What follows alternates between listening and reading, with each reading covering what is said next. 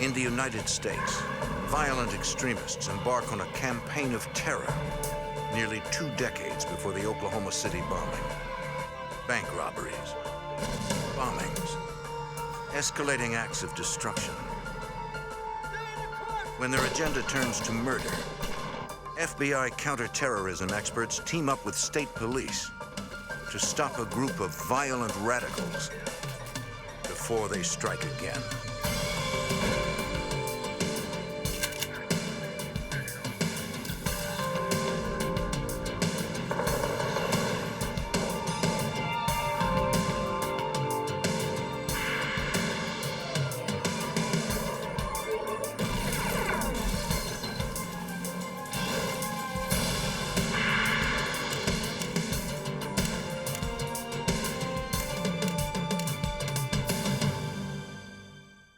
In the 1970s, a string of bank robberies and bombings spread fear and destruction along the East Coast.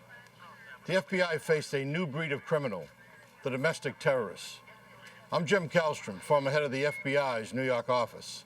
For nearly a decade, these self-proclaimed revolutionaries operate underground. Law enforcement vowed to unearth them once and for all.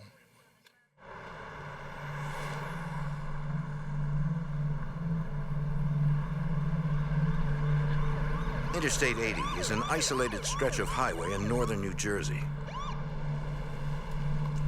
On December 21st, 1981, Trooper Philip LaMonaco of the New Jersey State Police makes a routine traffic stop.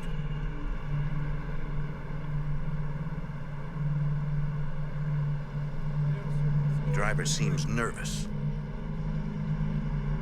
LaMonaco sees that he has a gun. Put your hands up on the steering wheel! Put your license up on the dash! Step out of the vehicle now! Keep your hands up! Back up against the car now! Stay there! Don't move! Just stay there! Got any more weapons on you? Keep stay there! Don't you move! Yes, sir. Stay in the car! Stay in the car, sir! Stay in the car!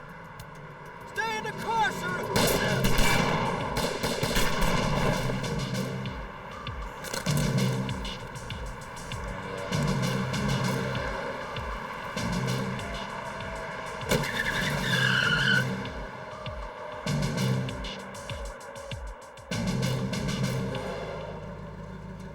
A passing motorist spots the empty police cruiser and stops.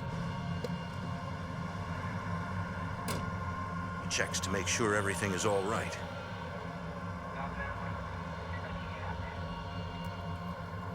In the snow, he sees the road trooper, bleeding and motionless. He uses the police radio to call for help. State Trooper Barracks, go ahead. I'm here on I-80. I've met a patrol car. What's your name, sir? Troopers on duty at the Blairstown State Police Barracks are surprised to hear a civilian voice on their radio. Trooper's on the ground. He's motionless. I think he's been shot. Not moving at all. Stay in the car, sir. We're on the way. All available troopers respond to the report of the shooting. We have an officer shot. Officer down. Charles Coe is a major with the New Jersey State Police. Virtually every road trooper that was on duty that day responded to the scene. We're all basically road troopers to start with. That's where we started from. We all knew the dangers involved, and of course you never think it's going to happen to you, and you really don't think it's going to happen to someone like a Phil LaMonaco. LaMonaco is a legend in the department. Arriving at the scene, Lieutenant Richard Ryan can't believe he's been shot. Initial shot struck Phil in his chest area. He was wearing a bulletproof vest, but the impact of the shots kind of turned him a little, and one of the shots went in under his armpit and went directly into his heart and basically killed him, that one shot. Investigators find LaMonaco's service revolver empty. All 6 rounds fired, indicating the trooper had gone down fighting. Lieutenant John Mendres processes the crime scene, finding further evidence of the gun battle. I obtained pieces of glass fragments, 12 9mm bullet casings at the scene. They were in the snowbank and in the general area. From the size and number of bullet casings, Mendres believes the murder weapon is a 9mm semi-automatic pistol. He searches for the gun, but it is nowhere to be found. EMTs transfer Philip LaMonaco's body to the hospital as 250 police officers go after his killer. New Jersey and Pennsylvania state police stop and question motorists. One man remembers seeing two men as they left the scene. They were driving a 1977 Chevy Nova with Connecticut license plates. Police set up checkpoints along the Delaware River. Officers search miles of highway and back roads looking for the killers. The response was overwhelming. People were coming out of the woodwork to help us and offer leads and try to help us find the car, find the people responsible for this. Hours later, a narcotics detective and a state trooper find the Nova. The car has been abandoned on a rural road 3 miles from the crime scene. Detectives find an empty holster. Troopers search the vehicle for clues. They find several bullet holes in the car's exterior. It was a shot pattern into the hood of the car, into the windshield, and the right front passenger window was shot out, which indicates that he was shooting at the passenger. Investigators suspect it was likely the passenger of the car who murdered Phil LaMonaco. The driver was in such a hurry to ditch the vehicle, he left behind a crucial piece of evidence. On the dashboard in plain sight was a Connecticut driver's license in the name of Barry Eastbury. For now, Eastbury's name and address are investigators' only link to LaMonaco's killer. And I actually left that scene with another trooper and immediately drove to Connecticut to follow up that lead that night. And we proceeded to the address, and it was in downtown New Haven, Connecticut. The address on the Eastbury driver's license turns out to be a hotel rather than a residence. So it was turning out to be a dead-end lead. We met with the FBI later in the morning, and they told us that they had been at that same hotel a few months earlier following the lead-up on an individual by the name of Raymond Levasseur. Levasseur is one of the FBI's 10 most wanted fugitives. Agents believe he is the leader of a violent radical group called the Sam Melville Jonathan Jackson Unit. The FBI suspects the group of masterminding a series of bank robberies and bombings. Now investigators wonder whether the group is also responsible for the murder of Trooper Phil LaMonaco. I'd like to take those prints and see if we can match them up. Agents send Levasseur's file to the state lab in New Jersey to compare his fingerprints with those found in the Nova. Unfortunately, none of them matched, which we could not believe. It just didn't make any sense. Ryan takes a closer look at Levasseur's wanted flyer. I reread the flyer, and on the bottom in small print, right at the last line, it said, "May be accompanied by Thomas William Manning." FBI agents pull Manning's file. The photo on his wanted poster is the man they know as Barry Eastbury. Examiners match Manning's file fingerprints to those lifted from the Nova, confirming that Barry Eastbury is an alias for Thomas Manning. If Manning is involved in the murder of Philip LaMonaco, investigators are up against a dangerous fugitive. According to FBI files, Manning met Levasseur in prison, where they both served time on drugs, weapons, and robbery charges. He's been involved in several bank robberies. The two men formed a radical group called the Melville Jackson Unit, according to Special Agent Leonard Cross. They were well versed in a lot of guerrilla tactics. They studied guerrilla manuals.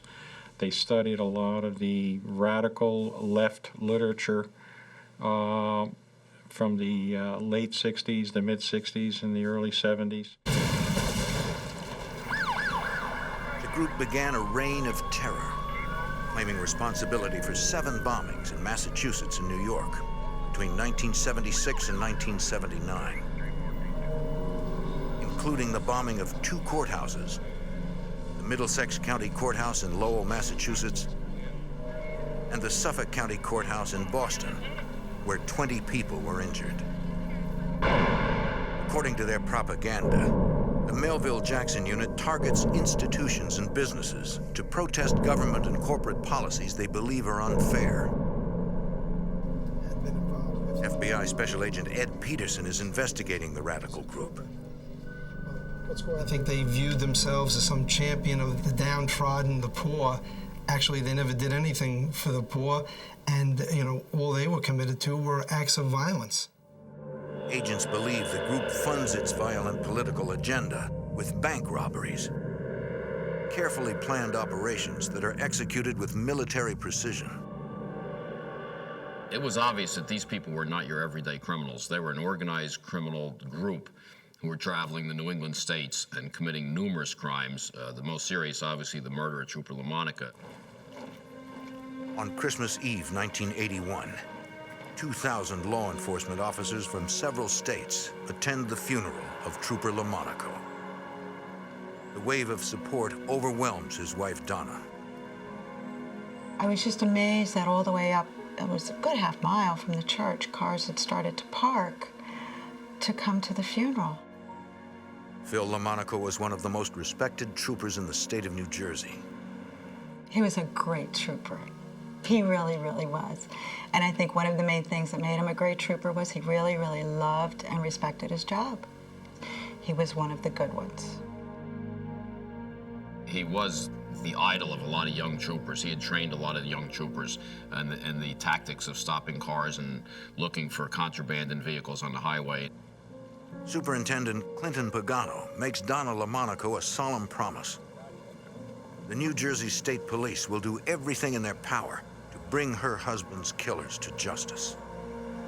I just could see in his eyes the sincerity, and I just knew he would make sure that from that point is where I grew confidence in knowing they're going to get caught. Whoever they are, they're going to be found and they're going to get caught, because he promised me. At a nearby municipal building, New Jersey and Pennsylvania State Police work closely with the FBI to find the men who murdered Trooper LaMonica. The task force follows up on dozens of leads. Firearms investigators ask gun shop owners in the area if anyone has sold 9mm ammunition to a man named Barry Eastbury. They got a hit in Stroudsburg, Pennsylvania, which is right across the river from the shooting. 3 months earlier, a Barry Easterly, not Eastbury, had purchased 9mm ammunition at a gun shop in Stroudsburg. The name seems too close to be a coincidence. If these were the bullets used in the killing, the 3-month time span is an important clue. We felt that these people resided in this general area. They weren't just passing through. We were working very closely with the Pennsylvania State Police at that time. We notified them about this find. Pennsylvania State Police. 2 days later, the Pennsylvania State Police receive an unusual phone call. They left their dog? A local landlord calls with a complaint.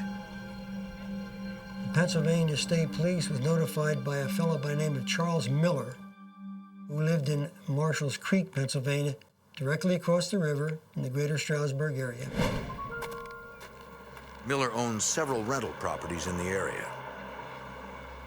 A dog has been abandoned inside one of his houses. He's not seen the tenants for nearly 2 weeks. According to Miller, the house was rented by a man named Barry Easterly. SWAT teams converge on the rented farmhouse. Get out! Get out! Get out!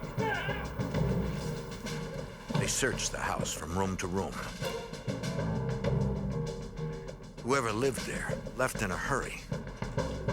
The occupants of the house had abandoned clothing, personal photos, and even their dog.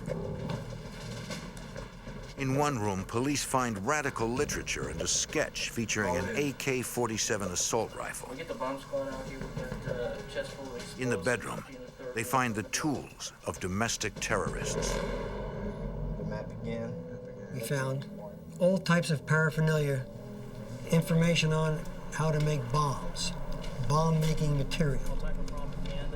Police also find 9mm bullets, the same caliber that killed Trooper Phil LaMonaco. They believe the rented property is a safe house, where Thomas Manning, his wife and children, lived at the time of the LaMonaco shooting. Everything in this trunk, we've got bomb-making materials. Investigators find documents that offer fresh insight into the radical group's operations. Especially this right here.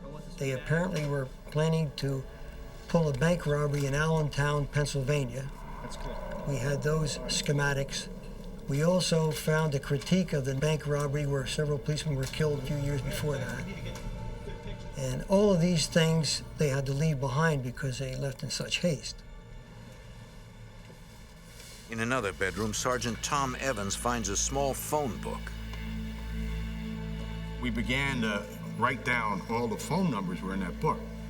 There were no names, there were nicknames, and there was no area code. Police also find a photograph of a man they can't identify. Do you know who that is? Who's this? According to the landlord, the man in the picture lived in the Mannings' guest room. The family referred to him as Uncle David. Investigators wonder if Uncle David was Manning's passenger the night of the shooting, and whether he is responsible for the murder of Trooper Philip LaMonaco. The search for a cop killer evolves into a manhunt for a group of domestic terrorists. A raid on an abandoned Pennsylvania farmhouse yields two important clues: a mysterious photograph and a book of telephone numbers. Dozens of phone numbers are listed. Sergeant Evans of the New Jersey State Police notes that none of them have area codes. Trooper said to me, "Those look like Boston phone exchanges." Next morning, we went to Boston and we started to run down the phone numbers to see who we could come up with. There were at least 100 phone numbers in there. One of them had a little note on it that said rent. How you doing, sir? The telephone number belongs to a company in Boston that rents out apartments. Investigators meet with the manager. Possibly one of your tenants? I showed him the picture. He said to me, "Trooper, I'm sorry, but I hardly ever see these people. They just mail in their checks." It looks like another dead end. The police give the phone book another look. Next to the rental company's phone number, someone has written a figure: $275. So I said to the guy, "Do you have any apartment building or apartments that rent for $275? The manager tells them the company has only one apartment that rents for that amount. It is currently vacant and being renovated. So we rushed up there and stopped them from repainting the apartment. Massachusetts State Police got their forensic people in there. The apartment has been thoroughly cleaned, but investigators find fingerprints in obscure places, on a light bulb, and behind the toilet in the bathroom. The tenant left no forwarding address, according to the building supervisor. So at that point, the guy said to me, "Well, you ought to talk to his girlfriend." At 2 o'clock in the morning, police interview the suspect's girlfriend. Is there any information or anybody that you know? Although she does not tell investigators who her boyfriend really is, she gives them the name of his stepfather. The next morning, Lieutenant Evans drives to the suburbs outside Boston to question the suspect's stepfather. I showed him the picture and he said, "What has Dickie done now?" And I said, "Dickie who?" And he said, "Dickie Williams." We called the command post, gave him Richard Charles Williams' name. They ran that name against the fingerprints that we had, and bingo, it was him. So we had the second person identified. Richard Williams was Thomas Manning's passenger the night Phil LaMonaco was murdered. The violent radical is now wanted as a cop killer.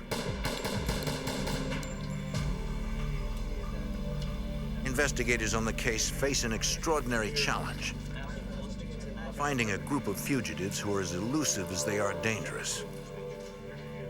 New England authorities and the FBI join ranks to track down Manning, Levasseur, and Williams. Special Agent Ed Peterson is assigned to assist the New Jersey police in the manhunt. It was really important, as far as the FBI and all of law enforcement, to put them under a magnifying glass and to look at every possible contact, to try to think like they would think, to try and get into that mindset and to understand, what motivated them and where they would look to go. The task force sifts through hundreds of hours of intelligence on the Melville Jackson unit. According to their files, the fugitives have a history of using different aliases to conceal their identities and various mail drops to hide their locations. We knew that we had a tough job because they did not remain in one place. They didn't do the conventional things that fugitives generally do. They went to such extremes to hide their identities. In 1981, a man walks into the town clerk's office in Brattleboro, Vermont with an unusual request. He needs a copy of a birth certificate for an infant who died in the early 1950s. The clerk becomes suspicious. Can you excuse me for a minute? Brattleboro is a small town, and she knows the infant's family. How you doing, sir? Do you have any ID on you? Is there a problem? No problem, sir. I just need to see your ID. Get on the ground, what don't do it. Get out, now, get down, get down, get down. Police later identify the man as Raymond Levasseur after finding his fingerprints in an abandoned vehicle nearby. They suspect he was trying to establish a new identity by stealing the birth certificate of a dead infant. Headed out in the parking lots, white male. In January 1982, Thomas Manning joins Levasseur on the FBI's 10 most wanted list. Authorities turn up the heat on the fugitives. 4 months later, FBI agent John Markey responds to the scene of a bank robbery. Two masked gunmen had stolen $60,000 from a bank in Burlington, Vermont. According to Agent Markey, the precision of the operation points to the Melville Jackson unit. All three individuals that went into the bank went in right after an armored car delivery. One man stood in the lobby. The other two vaulted the counter. One of them took the money from the teledrawers. The other one took the money that had just been delivered. The money in the teledrawers was rigged with die packs. They look like a stack of money. When you take them out of a bank, there's an electronic sensor that causes them to activate. And then within 7 seconds, they go off, letting off tear gas and a red dye, which dyes the money. They threw about $20,000 out the window because it had die packs in it. It was apparent to me that we ought to consider Raymond Levasseur and Thomas Manning and maybe his associate Richard Williams as possible suspects in that bank robbery. 2 months later, 3 men rob a bank in Syracuse, New York, netting $195,000. The MO is nearly identical to the Burlington robbery, but with one exception. They only took the money that was delivered by the armored car. They did not take any of the money out of the teledrawers. That way they eliminated the possible die packs. It was my opinion that we were dealing with the same people who robbed the South Burlington branch, and you could account for the change of not taking money from the teledrawers because they would have discussed the die packs. In just 2 months, over $235,000 has been stolen from area banks. Authorities are concerned that the Melville Jackson unit is amassing a war chest to finance a new wave of terror. With the threat of more bombings looming, investigators make a difficult decision. They will try to find the terrorists by looking for their children. Pictures of the Manning and Levasseur children are distributed to schools, sport clubs, and pediatricians in the area. Hey, you take a look at this and just see if you recognize any of these children. That was very controversial. We had a lot of conversations as far as distributing the pictures of the children, because the children were innocent in this. They just were living with the parents. They were 8, 9, 10, 11, 12-year-old kids. Pass them around. Investigators feel they have no choice. In case somebody knows right. The group is deadly, and lives are at stake. You don't know any of the parents either, do you? Unfortunately, the gamble does not pay off. The fugitives have hidden their children well. Thank you. Thank you. To make matters worse, the gang launches a series of new attacks. On December 16th, police in White Plains, New York, receive a frantic call. An unidentified man has phoned in a bomb threat to a local newspaper. According to the caller, the bomb has been planted in an office building. Fortunately, dozens of employees had evacuated before the building exploded. The blast destroyed nearly every window in the building. Inside, investigators find a communique from a group calling themselves the United Freedom Front. The UFF claims responsibility for the bombing.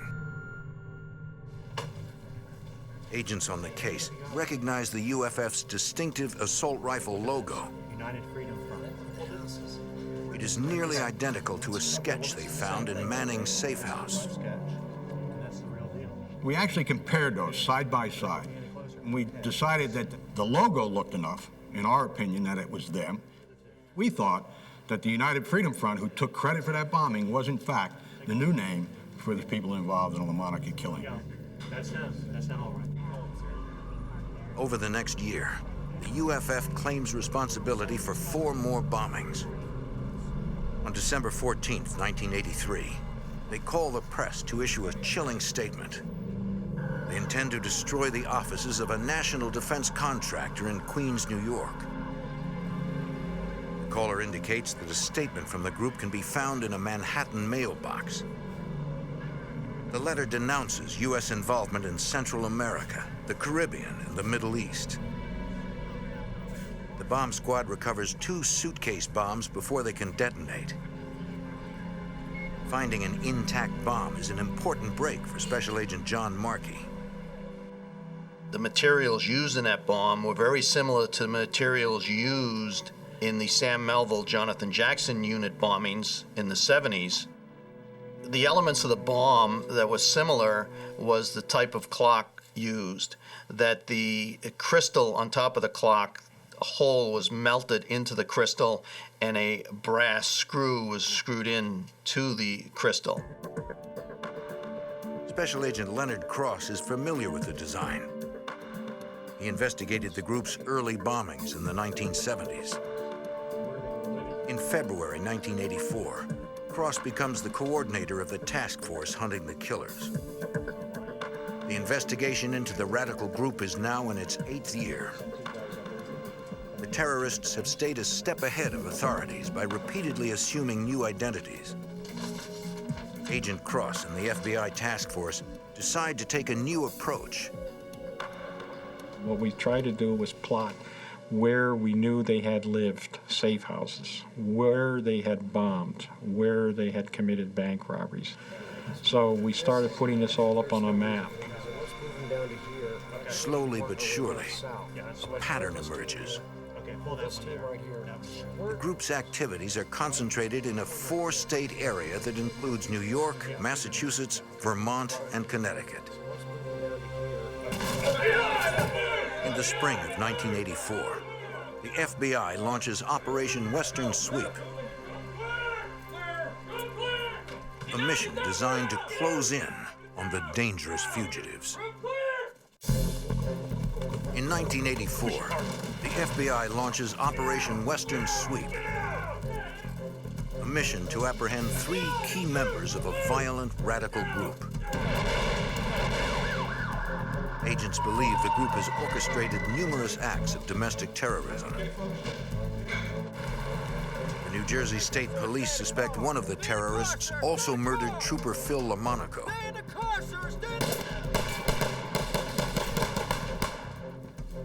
Hundreds of investigators comb areas where the group is known to operate. We had the bombing. As agents uncover the group's safe houses, the FBI deploys SWAT teams to search them. But the fugitives are always one step ahead, according to Detective Richard Ryan. It was frustrating because we couldn't apprehend them, but we felt as long as they kept committing crimes, they were still out there, they hadn't gone into total hiding, there was a better chance we could catch them. Agent John Markey tries to predict when the terrorists will strike again. Based on the group's unique lifestyle, he develops an ingenious theory. There were a series of 4 bank robberies in 1982 and 1983 in upstate New York along Interstate 90 between Syracuse and Albany, New York. Markey divides the total amount of money stolen by the number of days between robberies. He calculates that the group is operating on a budget of about $737 per day. Based on that, you could predict when the next robbery would occur. I was predicting that the next robbery would be between June 1st and June 14th of 1984. Markey's prediction is right on target. On June 9th, the gang hits a bank in Norfolk, Virginia. The ammo is familiar. 3 armed men enter the building. 2 of them jump the counter. They subdue bank personnel at gunpoint. Ignoring the cash in the drawers, they grab bags of money that have just been delivered by an armored car service. They did not take any of the money out of the teledraws. That way they eliminated the possible die packs, bait money, and sounding the alarm. The gang seems to be getting smarter with each new robbery. Investigators need a lead, however small, to break the case wide open. Special Agent Ed Peterson. We knew no matter how good any fugitive thinks he or she is, no matter how good they think they are, some point and some time, they're going to make a careless mistake. In the summer of 1984, the fugitives make that crucial mistake. On August 4th, the owner of a storage facility in Binghamton, New York, contacts the FBI. One of his customers hasn't paid his bill in 2 years. The manager opened the storage unit so he could auction off the contents. What he found inside terrified him. The contents in there included materials on how to make bombs, how to handle firearms training, research on various corporations, and a lot of radical material, and a lot of Marxist-type literature. Agents find bomb-making diagrams in the storage unit. They show a timer assembled with brass screws. Earlier in the investigation, agents found an unexploded bomb with similar brass screws at one of the group's targets. The bomb is designed to detonate a massive bundle of dynamite with a single electric charge. The distinctive design links Levasseur and his gang to bombings all over the Northeast. There are hundreds of pieces of evidence in the storage unit. Investigators follow up on every clue, no matter how obscure. The magazines taken out of the storage bin in Binghamton, New York, at first nobody thought they would be of any value. But an address label on an old seed catalog reveals a new name in the investigation: Jack Horning. Investigators trace the address to Ansonia, Connecticut. According to neighbors, the Horning family moved away years earlier. The trooper that was assigned to this lead felt, again, we have another dead-end lead. However, he continued to interview people in the neighborhood, and he developed a babysitter who had lived a few houses down, and she babysat for the Horning children. The teenager remembers the Hornings well. She tells the trooper that Mrs. Horning was a normal mom. The kids were well behaved. The The entire time she worked for the Hornings, nothing out of the ordinary happened. But then she remembers one small incident. One day she was out with Mrs. Horning and they had a motor vehicle accident. On a hunch, the trooper follows up with the Connecticut Department of Motor Vehicles. He is unable to find an accident report involving a Mrs. Horning. But one report does match the time and location of the incident. The key was that the babysitter was listed on the accident report as a passenger in that vehicle. The name the driver gave police at the time was not Horning, but Himes. This is interesting. Judy Himes' Connecticut license has since expired. It was traded for a New York license in 1980. From Connecticut to Later, the New York license was turned in for an Ohio license. According to DMV records, the Ohio license is still current. Judy Himes' name, along with her address in Columbus, is forwarded to Sergeant Tom Evans. So I called the Columbus Police Department. And I said, what is at that address? And the guy said to me, it's a mail drop. And a mail drop meant that's them, that's their MO, that's what they use. They didn't have mail sent to their homes. Okay, let's go. In Columbus, the FBI rents a vacant house across the street from the mail drop. From there, agents can monitor the facility with video cameras. The mail drop is a 24/7 operation, so this was going to be difficult to surveil.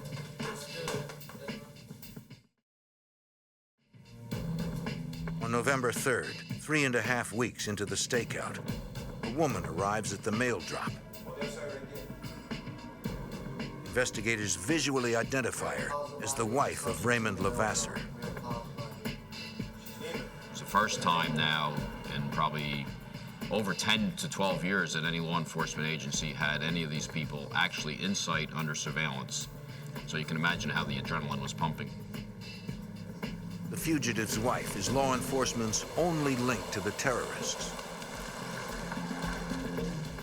Rather than making an arrest, agents follow her, hoping she will lead them to her husband. In 1984, the FBI and a multi-state task force trail a group of domestic terrorists. The violent radicals are suspected of a series of bank robberies and bombings.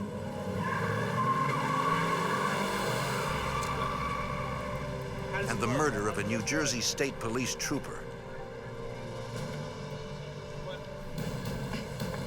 Investigators track the group from a safe house in Connecticut to a mail drop in Columbus, Ohio.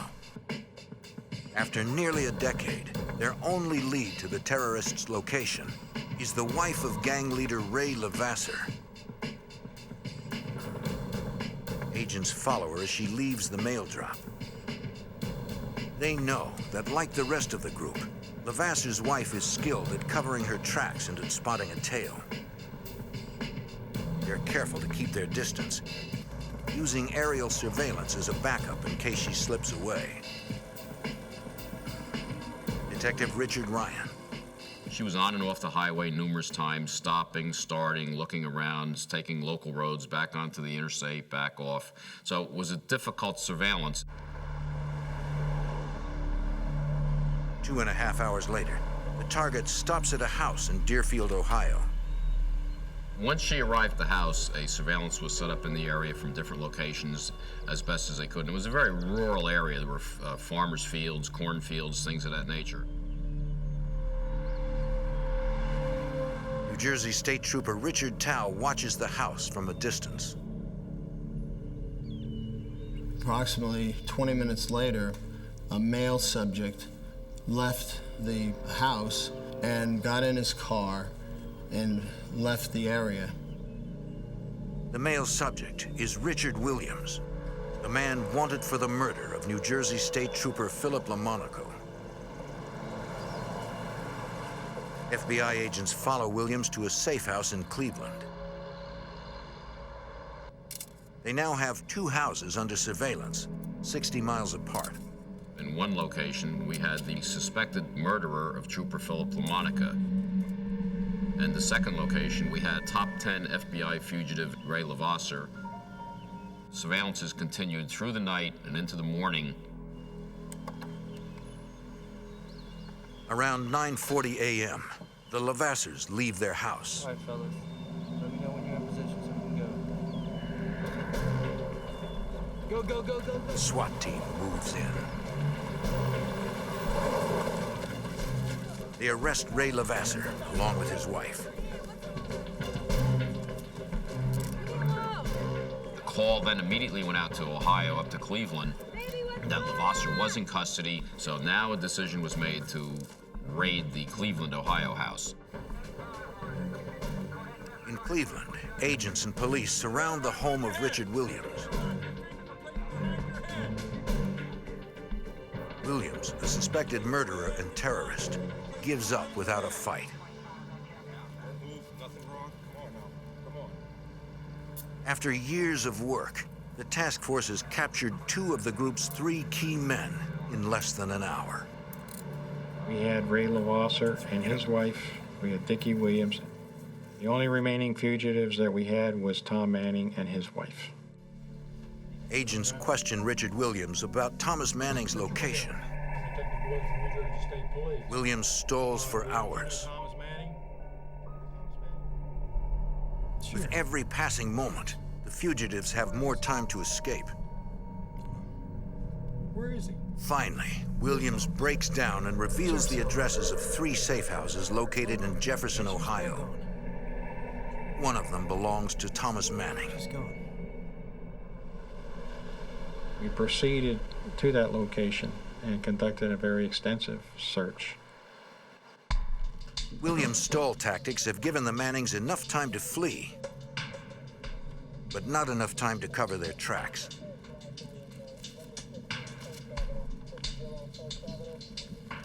Inside their safe house, investigators find handguns, fake IDs, and $32,000 in cash.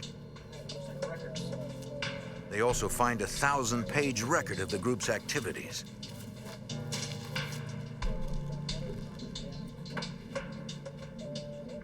In one room, agents find a police scanner tuned to a frequency used by the FBI. In another room, they find explosives and bomb-making supplies. They also find a bomb kit that contains distinctive brass screws that match unexploded bombs recovered in 1976 and 1983.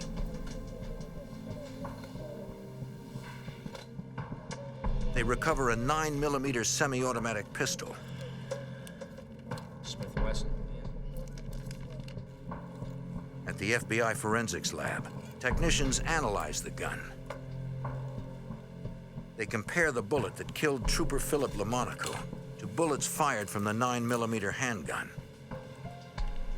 We were able to determine that that was the weapon that was used to kill Phil Lamonaco. Although they have finally found the murder weapon, tracing the owner of the gun will be difficult. The serial number has been filed off. Technicians use a chemical solution to raise the number. It is barely legible beneath the surface of the metal. Agents trace the 9mm to a gun shop in Norfolk, Virginia. There it was purchased by a woman named Deborah Ann Fury. Fury had listed an address in Virginia Beach. Investigators check out the location. It turns out to be another mail drop. The surveillance team waits to see who will collect the mail. When a woman arrives and opens the box, agents identify her. Deborah Ann Fury is in reality Thomas Manning's wife. The FBI has finally found a link to the last member of the radical terrorist group. In Ohio, the FBI and police have arrested key members of a violent radical group charged with robbery and domestic terrorism. One of them, Richard Williams, is suspected of killing a police officer. Two of the group's members, Thomas Manning and his wife, are still at large. It has been 5 months since Manning and his family fled their safe house in the rural town of Deerfield. The FBI traces a gun found in the safe house to an address in Virginia Beach, Virginia. As it turns out, the address is another mail drop. After weeks of surveillance, agents spot the fugitive's wife picking up the mail.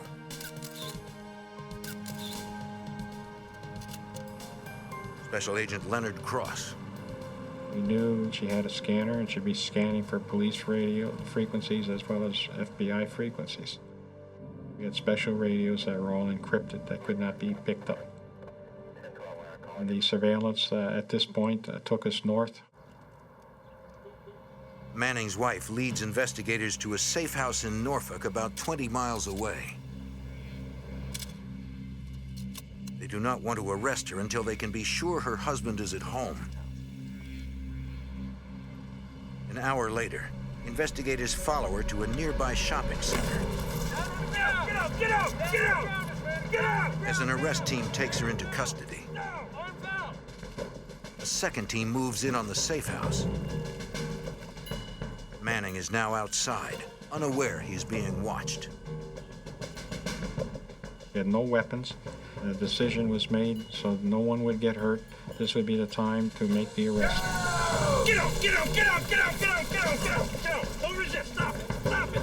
Stop it! Thomas Manning, the last of the terrorists, is arrested in his own backyard. In 1987, Thomas Manning and Richard Williams stand trial in Somerville, New Jersey. Donna LaMonaco, the widow of Trooper Phil LaMonaco, attends the trial. It was very important for me to be a part of the trial. I needed to be there. I needed to know exactly what went on. I wanted to make sure they were the two that killed Phil. The two self-proclaimed revolutionaries are sentenced to life in prison for the murder of Trooper Philip LaMonaco. They receive additional sentences for their roles in a series of bank robberies and bombings starting in 1975.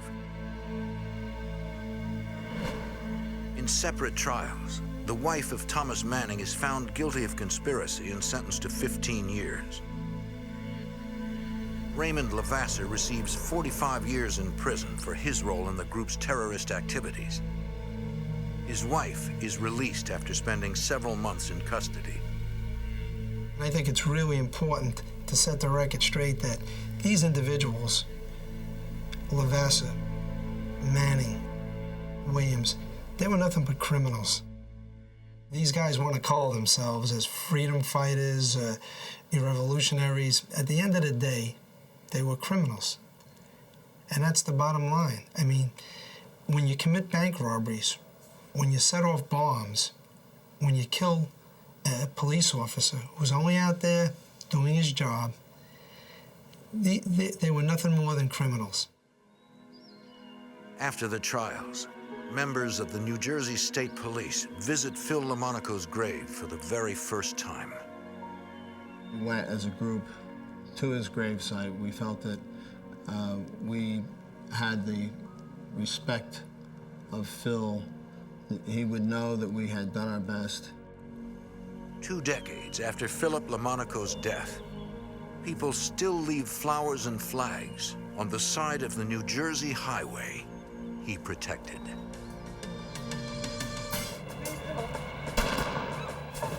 A string of lethal carjackings terrorize the Washington, D.C. area. Ballistics reveal that it's the work of a serial killer who tries to run over one victim with his own car. The FBI and police set a clever trap, but the killer insists on a violent shootout.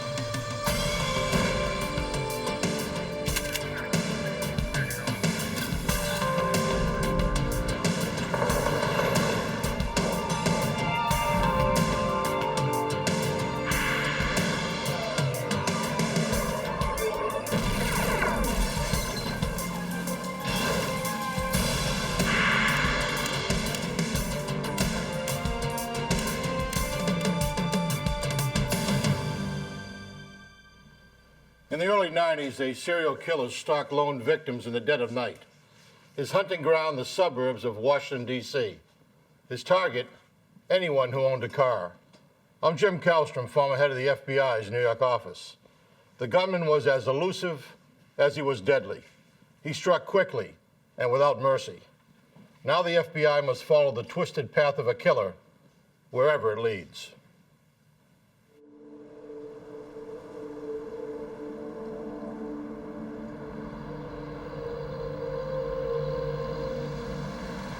November 13th, 1991. Silver Spring, Maryland, a suburb north of Washington, D.C. Montgomery County Police respond to a report of shots fired at a car dealership.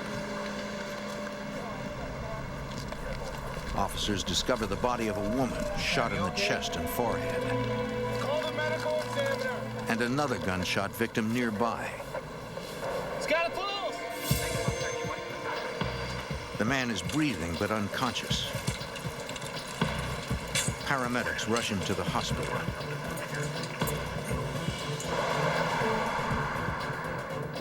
Montgomery County Homicide Detective Ed Day coordinates his department's swift response to the slaying.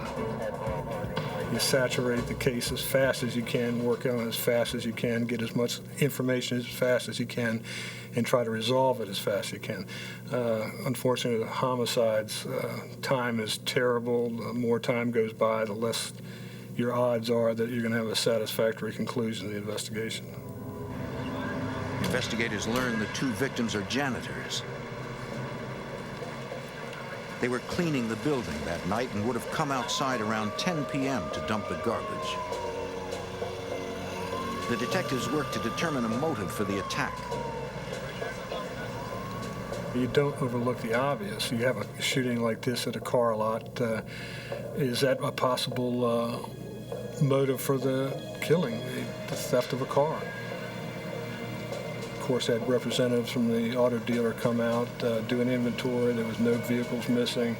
There was no property missing from the inside of the establishment. Investigators locate the victim's car keys nearby and determine neither of their personal vehicles are missing. Robbery does not seem to be the motive. Nothing was taken. They had money on them. There wasn't a single thing missing. Are you Mr. Escobar's attendant physician? Yes, I am.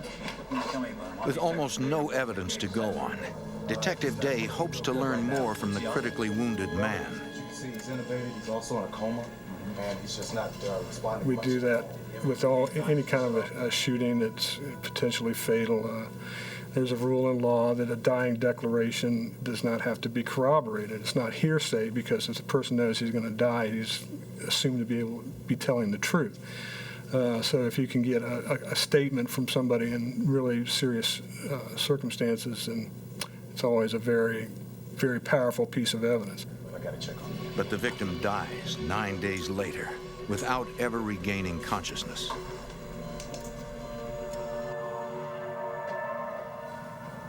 During the autopsy, the medical examiner recovers the only piece of physical evidence, the bullets that killed the victims. At the Maryland State Police Crime Lab, ballistics expert Joe Capera examines the evidence to determine if there was more than one shooter. There was a microscopic comparison done to determine if these bullets were fired from the same gun. And indeed, as a conclusion to these examinations, I concluded that these bullets were fired from the same gun. Examining the scratch patterns on the bullets, Capera determines the make and model of the murder weapon. I was able to ascertain, first of all, the caliber of the gun, which was a .357, and then through the measurements of the unique land and groove areas, I was able to ascertain that it was a Ruger .357.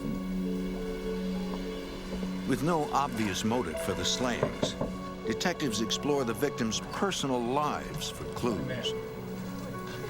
You work inside out, you try to find out if these people had any enemies, if there was any triangle, you know, a thwarted lover or something like that. These things take you in 100 different directions, and you just have to take care of one thing at a time. You eliminate something and you move on to the next issue, and you just go from there. Detectives find nothing in the victims' backgrounds that could have led to their murders. Since investigators found the victims' car keys near the bodies, they decide to re-examine the slayings as a failed car theft. With that possible motive in mind, detectives speculate how the crime might have occurred.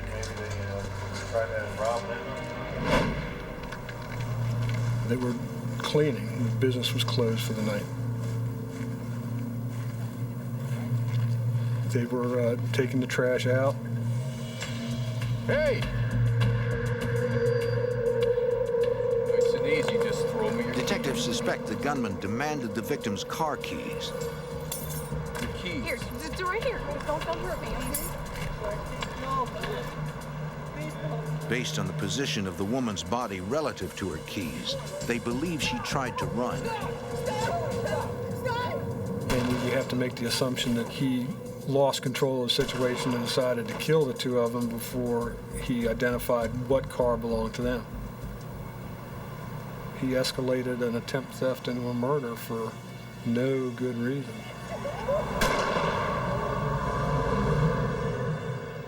With little evidence to go on, the case grows cold. Then, 3 months later, investigators respond to the scene of another homicide.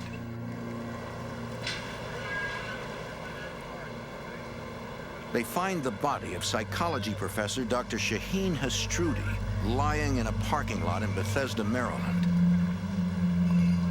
Unable to locate her car, detectives believe she was the victim of a fatal carjacking. Noting the lack of blood spatter evidence near the body, they suspect Hastrudi's assailant shot her while she was still inside her car.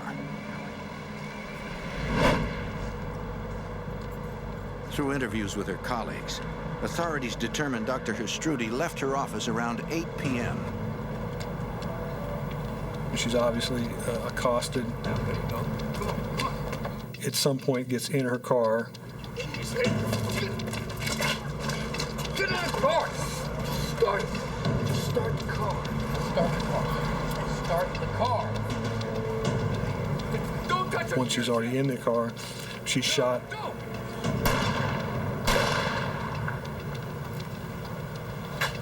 She's taken out of the car, dumped on the lot, and the suspect steals her car.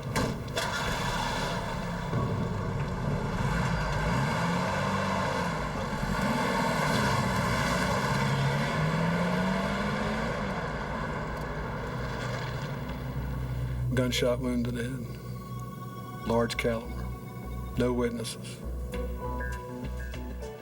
The only solid evidence is a pair of bullets recovered from the victim's body. Investigators send the bullets to the Maryland State Police Crime Lab to compare them with the bullets from the double homicide. It is a match. The two crimes are connected. So we got a couple of crimes here. Homicide detectives begin examining unsolved cases involving similar circumstances. One detective recalls a recent homicide which occurred a month before Hastrudi was killed. Very similar to these crimes. That victim was also shot in the head with a large caliber gun. As in the Silver Spring double homicide, responding officers found the victim's keys near his body.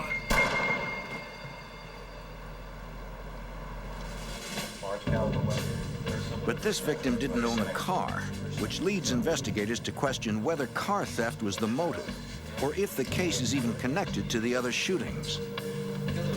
But we said, you know, this is looking like they're definitely linked for some reason. Let's see if we can get some ballistics on it. Let's get some ballistics on it. So authorities locate the bullet from that case and send it to be tested. Ballistics expert Joe Capera compares the bullets from the 4 homicides. I did a cross-comparison examination to the previous bullets. And as a result of that examination, I found out that all the bullets were fired from the same weapon. So we're starting to see a pattern here, guys. We got Investigators have connected the 4 homicides through the ballistic evidence and an apparent car theft motive, but they cannot understand why the killer chose to murder his victims. None of these people were armed. Stature-wise, none of these people I thought were particularly a threat to the suspect. 2 possibilities: that he had lost control of them and felt the best way to regain control of the situation was to kill him, or there was some psychological reason that he didn't like these particular people. Detectives believe they are dealing with an extremely violent and unpredictable criminal and suspect he may still be in the area. Montgomery County was his basis of operation. That's where he felt most comfortable. That's where he did all his murders. That's where he did his most risky business. That's where he laid in wait for people. So it was obvious he had some strong tie to Montgomery County. Investigators suspect he will strike again and hope to stop him before he does. But they have no clues that can help identify him.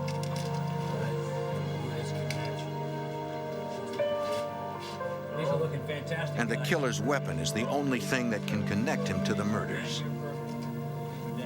The best evidence we got is the bullets. And if we can get him and get the gun, then we definitely have a very, very strong case. Now this one came out of... Authorities don't want to give the killer a reason to destroy his gun, and with it, their only evidence. So they decide to keep the ballistics match away from the media. If we supply the information to the press that all the bullets came from the same gun, be a good likelihood that he would either dispose of the weapon, or he would, in worst case scenario, obtain a different weapon and keep committing the crime.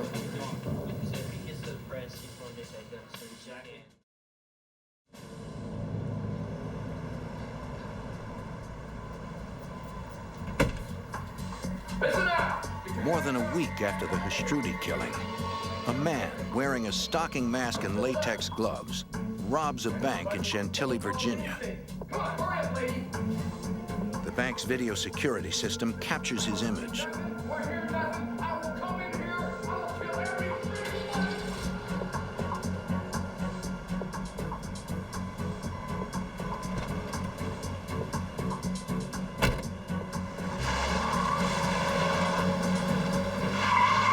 A witness tells the FBI that the bank robber fled in a late-model white vehicle and gives them the license plate number. The description of the getaway car matches the vehicle stolen from Hustruti, attracting the attention of Montgomery County detectives. But the license plate is not Hustruti's. Investigators trace the plate and discover it had been stolen from a vehicle in Annandale, Virginia. For detectives, this leaves open the possibility that Hustruti's car was used in the bank robbery.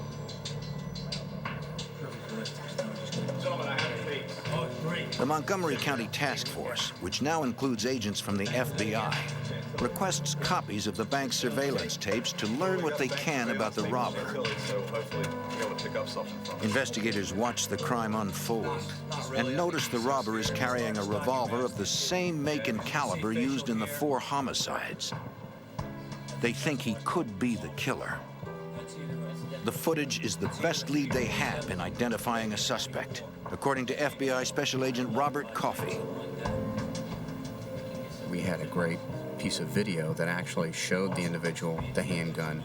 That picture was actually put on the news locally and regionally to try to see if we could spark some interest as far as someone identifying him.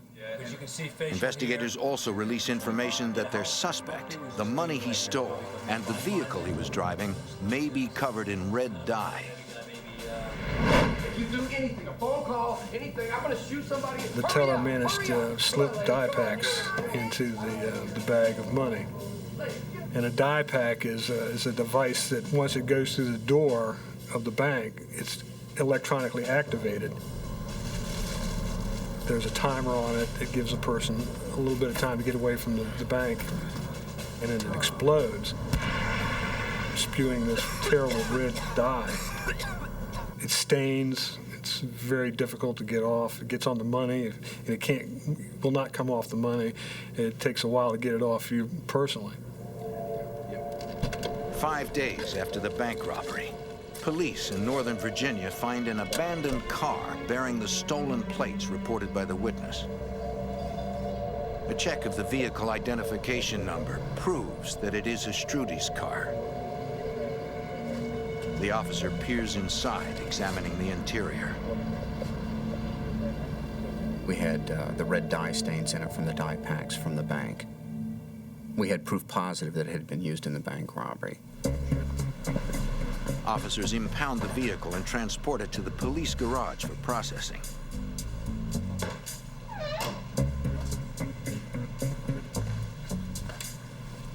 Technicians find bloodstains inside the car and collect samples as evidence. But they do not find anything that can identify the killer. Lab examiners extract DNA from the blood evidence and compare it to Astrudi's. It is a match. Finally, investigators are able to look at the various crimes and understand their suspect's overall plan. It's gelled into something that makes a little bit of sense. You went from a situation where you had a whole bunch of motives that really didn't make sense to now a concrete motive. This person is killing people to steal cars to commit bank robberies.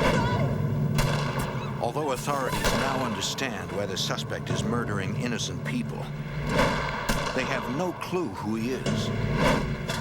Investigators face the nearly impossible challenge of identifying and catching a ruthless gunman before he kills again. The FBI and Maryland's Montgomery County Police are hunting a killer who has already committed 4 homicides, as well as a bank robbery.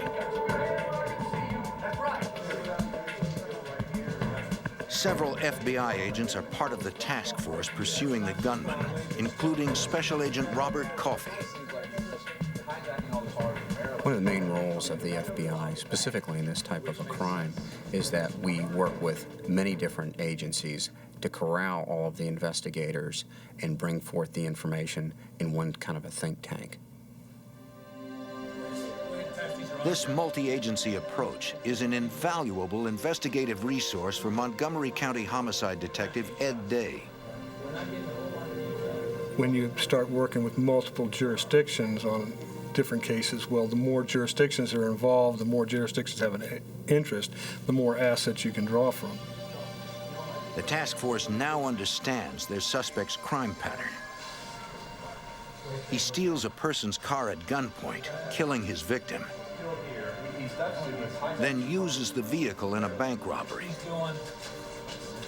Investigators continue to look for past unsolved cases that involved a similar pattern. Nothing occurs in a vacuum. Somebody doesn't just start killing people, so that's when we really started doing the research. They identify an incident that occurred in their county almost a year earlier. Is this your car? No, it's not my car. Our victim was a maintenance man, an Hispanic male. Give me your keys. He was accosted by a white male carrying a large caliber dark handgun. Where's your car? When the masked gunman asked for the victim's car keys, the man claimed he didn't own a car. Oh, no. The suspect demanded to know which car belonged to him. He was told to turn around and face away from the suspect, get down on his knees, and put his hand behind his head. Where's your car? Where's your car? Our victim at that time felt quite certain that he was going to be executed. Better be your call.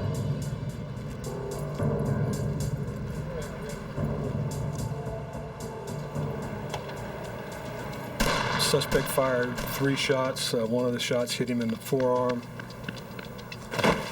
The victim managed to flee down an alley and hide behind a bush. And spent some minutes there waiting for the situation to calm down. After 10 minutes, the victim returned to the street and waved down the first car he saw, hoping for assistance. To his horror, it was the gunman.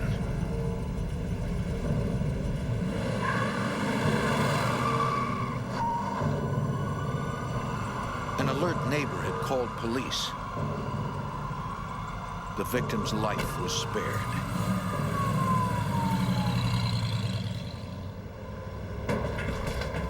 The following day, a witness reported seeing a masked gunman leaving the scene of a bank robbery in Centerville, Virginia. Police later recovered the getaway vehicle and determined it was the car stolen from the maintenance man. Investigators examined the evidence gathered at the scene of the carjacking. All they have is a bullet fragment that was lodged in the victim's arm. Ballistics expert Joe Capera. One does not necessarily need the whole bullet as long as the fragment that is left that he is examining has enough ballistic evidence on it that he can use. He tests the fragment against the other recovered bullets to determine if that case is connected to their current investigation. The bullet fragment matches, but the task force is still no closer to identifying their suspect. The lab's not getting anything out of these. I mean, these cars are... With little hard evidence, investigators study the killer's behavior as exhibited through his actions, searching for clues to his identity. This guy... Authorities examine the newly linked case and determine he is unusually bold and cocky. When the investigators got together and discussed the commitment level of this individual to stay at a crime scene for 10 minutes waiting for a witness to come back, raised our level of concern about the subject himself. He's not in a big hurry. He feels pretty comfortable that the police aren't going to be there anytime soon. Investigators also believe the suspect has a quick-tempered, vengeful personality. He's very upset with his victim. He's decided that he has been himself wronged in some way, and he's going to make him pay for it. But authorities cannot understand why the suspect uses what appears to be an unnecessary level of violence during the carjackings. It does not make sense to kill somebody in the least risky part of the crime. The biggest risk he's taken is when he goes into those banks, as far as getting captured, being identified, or running into any real obstacles. Taking these people, innocent people off in the middle of the night in a ground of his own choosing where he can isolate them. I mean, he's safer at that location than he is at anywhere else and anything else he does. It just doesn't make sense why he chose to kill these people. Their suspect is not only dangerously disturbed, but also clever. Yeah, we'll just pull in here. One of the more interesting parts of the MO that this individual used was the number of jurisdictions through which he perpetrated his crimes. He exploits the fact that no single police department can readily see his entire crime pattern. We have a carjacking in one jurisdiction. We have a stolen tag from a second jurisdiction. We have a bank robbery in a third jurisdiction. And then we have the car abandoned in a fourth jurisdiction. The gunman's efforts to stymie police do not stop there. Each time he abandons a stolen car, he leaves it unlocked with the keys in plain view. One of the difficult parts of recovering the vehicles following the robberies is that they were being driven by other people. By leaving the vehicle with the keys in it, The vehicles were then subsequently restolen. Leaving the vehicles to be restolen destroyed whatever forensic evidence would have been left behind. So the only thing we had to match all of the crimes was the forensic evidence from the ballistics. Investigators continue to look for additional unsolved carjackings in which the vehicle was later used in a bank robbery. They identify a case that occurred within miles of the other thefts.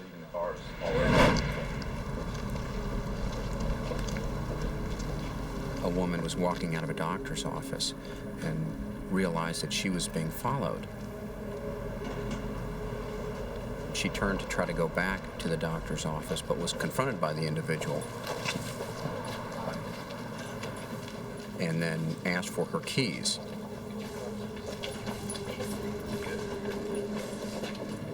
They walked over to the car.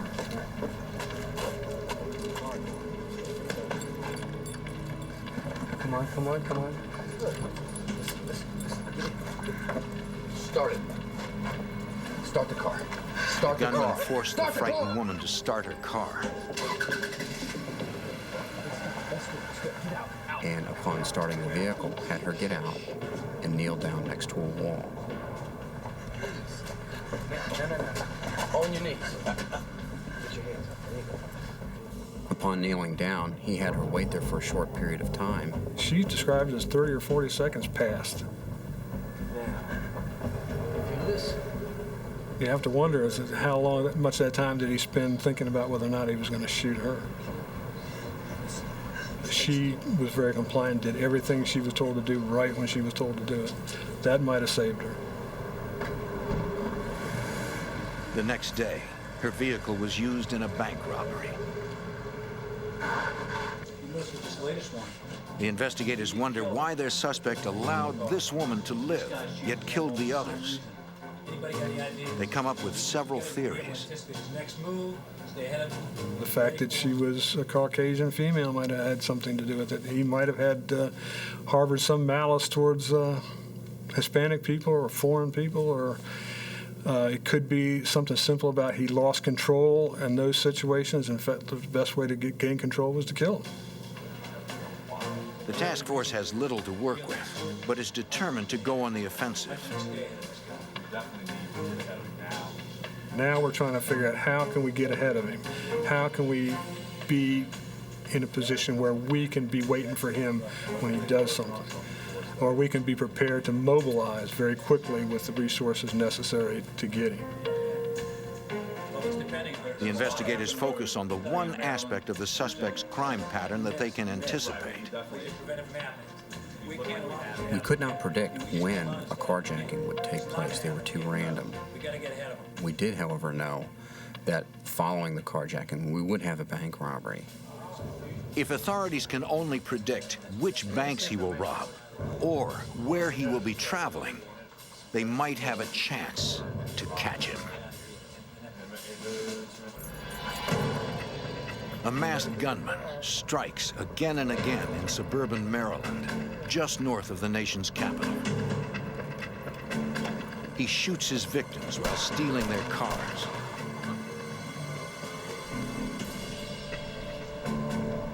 Which he later uses to rob banks. Hey guys, I got some photos of the bank. In the spring of 1992, the FBI and Montgomery County Police analyzed their suspect's habits in hopes of trapping him. Identify why this guy's picking these banks. Go ahead and stick him up on the Homicide Detective Ed Day. We had people take aerial photographs of every crime scene and the different escape routes and things of that nature, trying to find some logical pattern to what he was doing, something that would maybe give us a clue. What are consistencies? What are inconsistencies? Is there anything like that that we can use to our advantage to foretell what he might do next? On the surface, the list of crime scenes appears random. But a closer look by investigators reveals all the banks he robbed share a single trait. Everywhere he went, he had access to a major roadway that would take him pretty quickly to a thoroughfare like 495 or 270 or something like that. The task force shifts their focus from predicting where the suspect will strike next to catching him when he makes his escape after a bank robbery. They decide they will cast a dragnet on all highway exit ramps in the area. FBI Special Agent Robert Coffey. We developed a plan where we would cast a net using all of the jurisdictions, law enforcement within the Washington area, to where once the bank robbery were to take place, he would have to pass through some points of the net. Meeting with officers from every police department in the area, the task force details their plan. They will watch for any carjacking reports resembling their suspect's MO. Officers from each jurisdiction will then prepare for a quick response if a bank is subsequently robbed. They will immediately stake out pre-assigned highway exit ramps targeting the stolen car. Once he's carjacked the vehicles, we're going to implement the plan. There was enough support at each particular location that he could be followed. We could bring to bear enough additional manpower to make a stop of our choosing and, of course, effect an arrest if we were lucky enough to spot him. Ready to cast their net, investigators wait for the suspect to steal a car. You're all key players in the plan. Let's get them. At 5 a.m. each morning, Special Agent Coffey begins his day by reviewing the reports of all the area car thefts from the night before. He looks for the one that matches their suspect's MO. Take a look at it. If the suspect stole a car, the task force needs to identify it before banks open at 9. Take a look at it. But months pass with no sign of their suspect. Investigators begin to worry that the killer has gone underground and may never be caught. We assume he's obviously stressed at this particular point. He's feeling the heat of the notoriety of what he's done. October 9th, 1992. Special Agent Coffey. 8 months after the killer's most recent slaying. I get notification from our Baltimore agents that another carjacking has taken place. We've got a white male with a ski mask, latex gloves, and a handgun. It's taken place all the way up in Baltimore. At approximately 7 a.m., a 15-year-old girl walked to her mother's car. Suddenly, an armed man approached her and demanded the keys.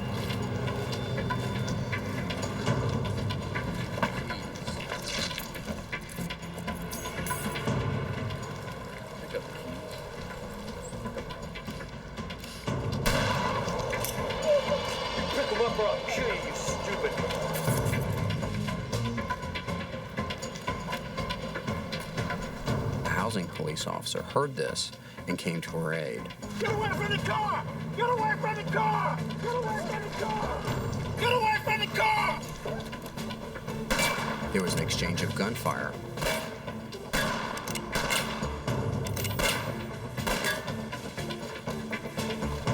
And the carjacker took her vehicle and fled the scene.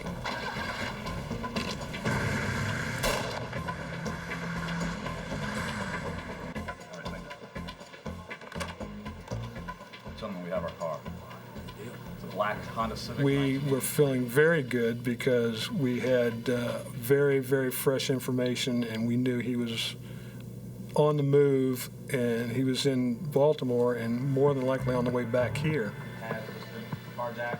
The task force determines there is no need to wait for a bank robbery. Based on that information, the task force casts the net around the Washington metro area, hoping that he's going to come back through that net. Patrolmen and SWAT units from jurisdictions throughout Maryland, Washington, D.C., and Northern Virginia race to prearranged locations on freeway exit ramps to watch for the stolen car.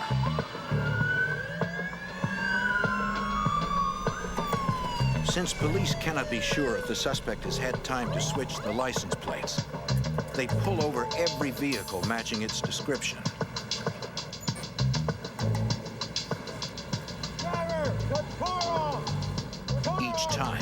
They know they may face a shooter who has already taken 4 lives. Let me see your hands.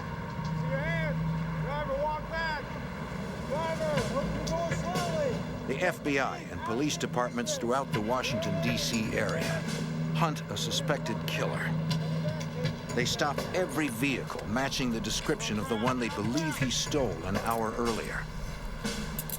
Police pull over dozens of cars, but come up empty. What's going on? You got a girl. As the search continues, 50 miles away in western Maryland, Brunswick police officer Gary Klein is on routine patrol. I observed a small black and color passenger vehicle. I saw that there was no front license plate on it. And as the vehicle passed me, I looked over and observed the driver had a nylon stocking pulled down over his face. It kind of shocked me, and I was like, not really sure what's going on here, but it kind of drew my attention real quick. I turned around, caught back up to the car, radioed my dispatchers and the 911 center and requested information on the tag. And the subject in the small black car sped off and wouldn't pull over for me. Then I'm informed by our dispatchers that this subject is wanted for shooting at a Baltimore City officer. The hundreds of officers mobilized in the D.C. area are too far away to assist. Officer Klein is alone against a ruthless killer. The adrenaline's pumping now because I'm pursuing this vehicle, knowing somewhere in there I'm going to have to confront this individual. The speeds that we maintained in some places were 90 mile per hour to a little over 100 mile per hour. Officer Klein chases the suspect from Maryland into Virginia. He was very intent on getting away from me. Dispatcher, we're getting ready to go right on Interstate 71. He just went straight down the middle of the bridge, just forcing people east and westbound out of his way. I had to back off because I didn't want to endanger myself or the innocent people or citizens out on the street, where he was actually able to gain a good bit of distance on me. But once the roadway cleared up a little bit where I could safely get through the vehicles, I was able to catch back up to him.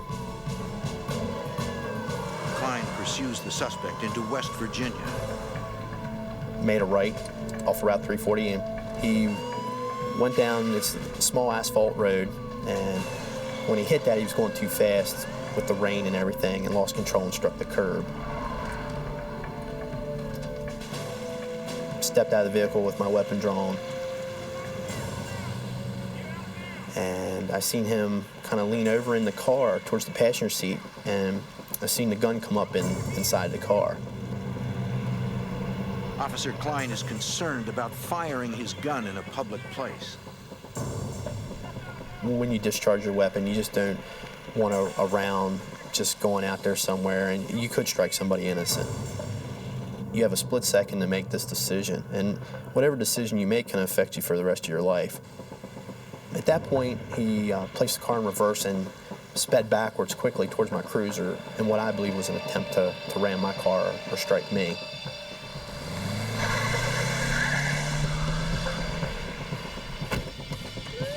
He proceeded down a small access road, and I proceeded after him. He sped into this little dead-end dirt gravel area, and he tried to go behind this bulldozer and wrecked into it. There's nowhere for him to go, and now I have to confront him.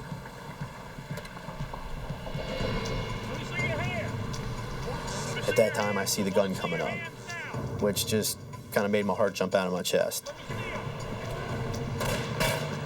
While the suspect ducks for cover, Officer Klein strategically moves to his right. You don't want to stay in one position, especially after he already knows where you're at. Klein's tactic works. The suspect fires at the position where Klein used to be. I actually fired more shots at him as he ran to get to the backside of his car for cover. With backup units still minutes away, the lone officer fights to stay alive in a violent face-off with a vicious killer. Let me see him.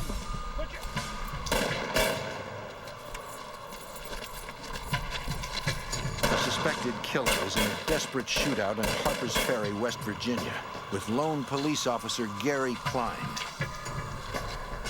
I see him start to come up from behind his car through the passenger side window with the gun raised, and he's coming up. I remember firing at him and striking the car, and he ducked down behind the car again. Several seconds passed. He raises back up. You can hear it, the actual sound of the bullet striking the car, the metal, and he ducks back down behind the car again. Finally, backup arrives. When they put their hand on my shoulder and I knew who they were, it was this big relief.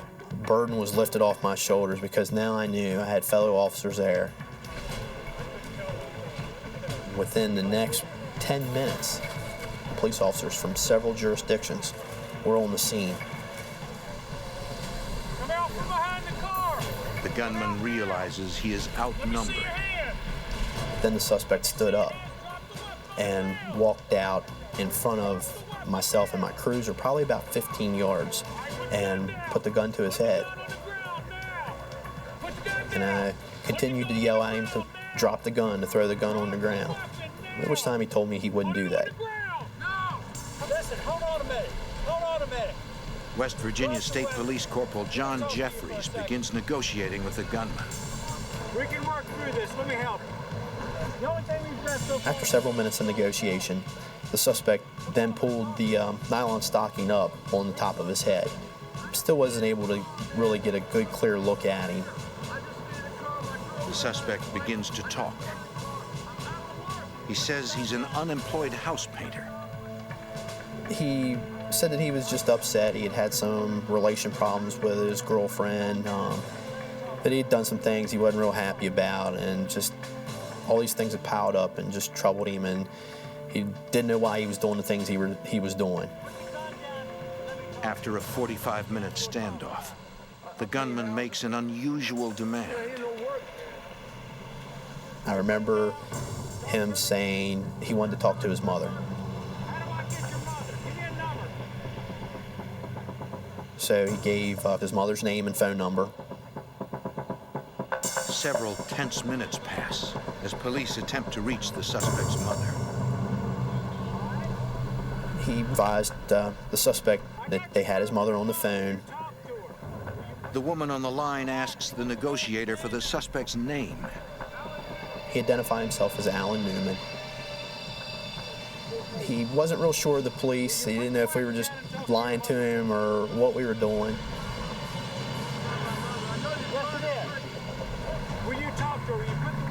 He said, well, ask my mom what my favorite cookie is. I remember Corporal Jeffries saying, your mom said your favorite cookie is chocolate chip. And he started crying. It really shocked me because I thought he was just going to drop the gun and give up. You see the hammer coming back and everything's like slow motion. You see the hammer drop, you're waiting for the gun to go off. And it didn't.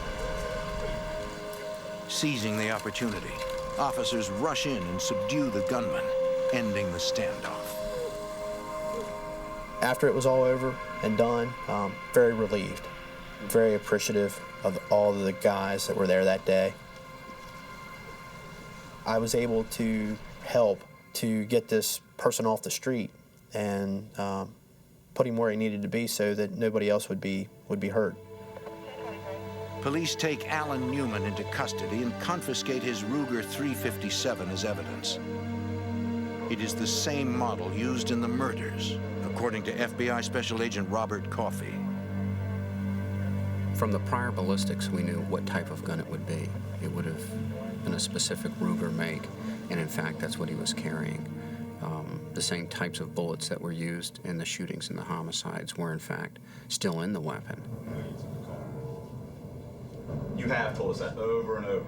After nearly a year of hard work, investigators finally meet the killer face to face. We no longer have someone running throughout the counties killing people for cars. We were very excited about getting the chance to talk to the individual to find out why.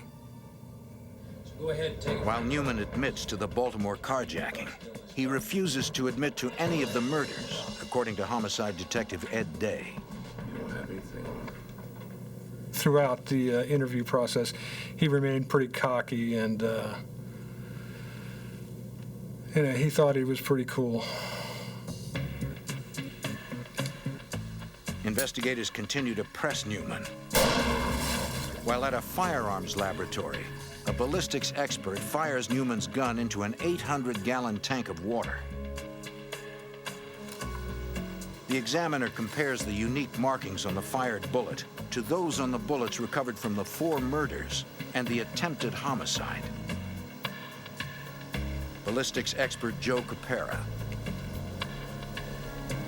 It is a scientific certainty that this is the firearm that fired these bullets, and no other firearm could possibly do that. I want to hear it again. After hours of interrogation, investigators receive the ballistics report. That's like the magic piece of evidence, and that's the one that you really knew would seal the whole case. We had physical, undeniable evidence that we could put in front of a jury that he could not refute in any way, shape, or form. We could convict him without much trouble, and we could have gotten the death sentence with the information that we had, which put it over the top, and he decided it was best to make a deal for life rather than take the chance on being executed. Alan Newman pleads guilty to all the charges against him and is sentenced to 5 life terms without parole, plus 100 years for handgun violations. Looking back, it was the collective efforts of more than a dozen police agencies contributing interviews and evidence that led to the successful conclusion of this case. The accomplishment for all police officers and all investigators is to arrest the bad guy and put him in jail. And when you do that, you get a nice warm feeling for about 10 minutes until the next case comes in and you have to start all over again. But for now, every investigator who worked this case is content to know they have ended one man's violent rampage. Deep in the hills of Arkansas, an army of extremists plot to overturn the U.S. government. They spread a doctrine of hate, murder, and genocide. Launch death raids on churches and synagogues, bomb public utilities, and gun down a state trooper. Federal agents must dismantle the radical renegades without inciting a bloody war.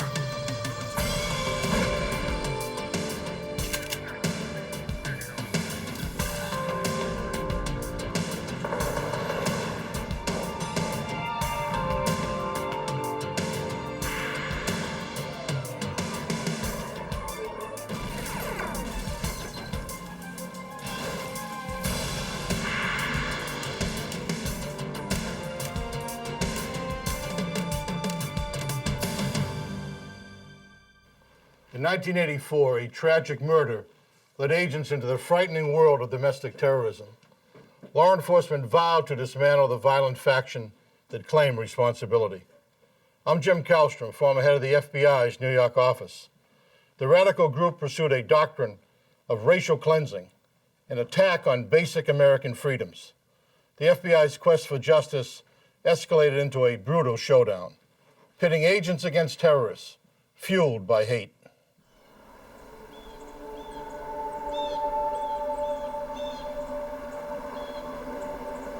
June 1984, Sevier County, Arkansas, a rural area along the Oklahoma border.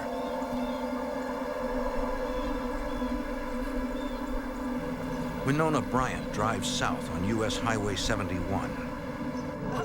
Winona is a teacher at a local high school. She's traveling with her children and her nephew to meet her husband for lunch. He is Lewis Bryant, an Arkansas state trooper.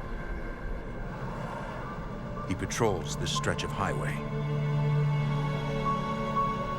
Along the way, Winona spots a police cruiser on the side of the road.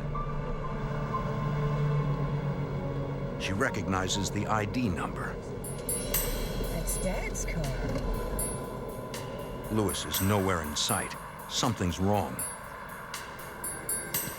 Winona tells the children to stay in the car.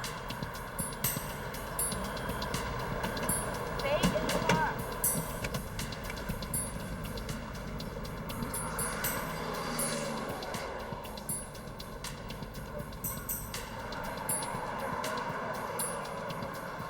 Then she sees him. Covered with blood. Lewis? Lewis? Lewis? Oh my God, Lewis! Oh God!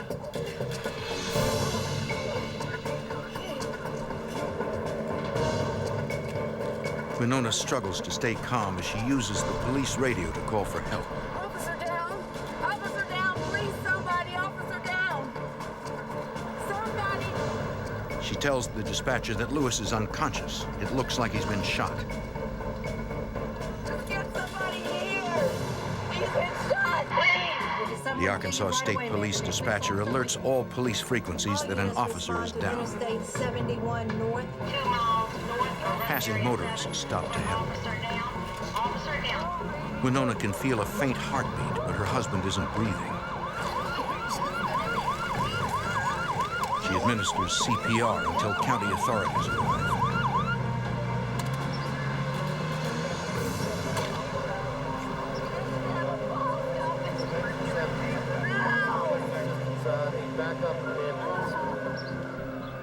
Paramedics rush Bryant to a nearby hospital, where he is pronounced dead.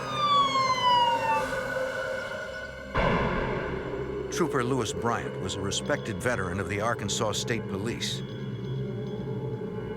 He leaves behind his wife, Winona, and their 2 children. Within minutes of the shooting, the DeQueen, Arkansas Sheriff's Department receives a frantic call.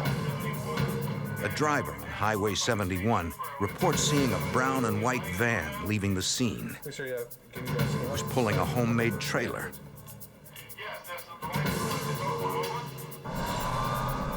Police in Broken Bow, Oklahoma spot the van heading west. The driver refuses to stop, but police force him to the side of the road.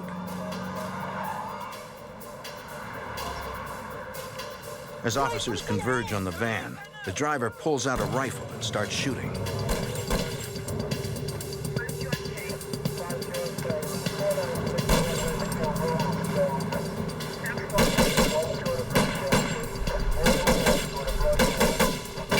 Police strike the suspect in the shoulder. He pulls out a .45 caliber pistol and continues firing.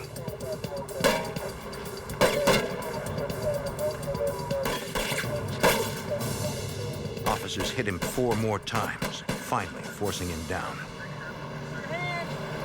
See your hands! Go up on your belly!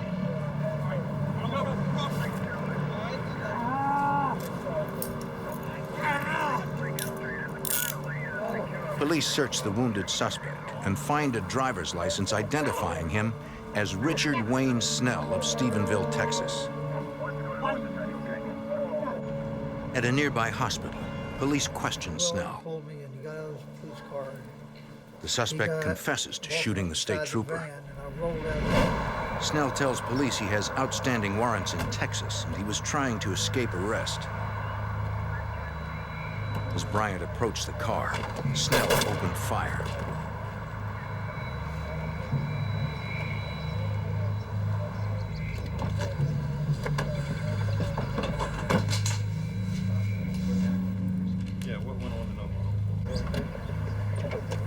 agents from the Oklahoma State Bureau of Investigation search Snell's van. They discover a metal box containing a .22 semi-automatic pistol and a grenade. He's got slow to you? Tell me something I don't know. Get a shot of that. They also find suspicious wires attached to the underside of the steering wheel column, leading to the air conditioner vent. We got wires going into the air. They fear the van is booby-trapped.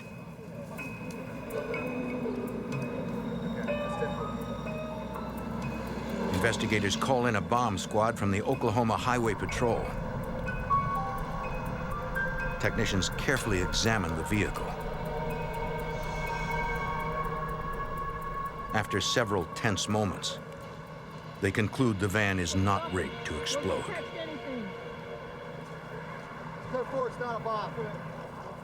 The search of the vehicle resumes. Investigators find several more weapons, including a MAC-10 machine pistol. They also find literature printed by a group of white supremacists called the CSA, the Covenant, the Sword, and the Arm of the Lord. You're labeling them all the same. So The group advocates the violent overthrow of the United States government. In their literature, they call for the murder of government agents and the extermination of Jews and blacks. Police call in Agent Bill Buford of the ATF. Along with other federal investigators, Buford has been trying to establish a criminal case against the CSA for nearly 2 years. Looking for evidence, Buford makes a chilling discovery. In the van was a briefcase. And in the briefcase was a lot of notes that this individual had put together, different maps. And one of the things that I noticed immediately was a map apparently of my house. The street it was on, the different houses that surrounded my place. And that caused me a little consternation, to say the least.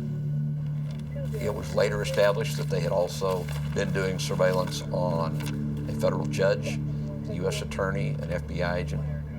For whatever reason, whether they just wanted to know where we lived or whether they were anticipating retaliation for some whatever, that's just left up to one's own imagination, I guess.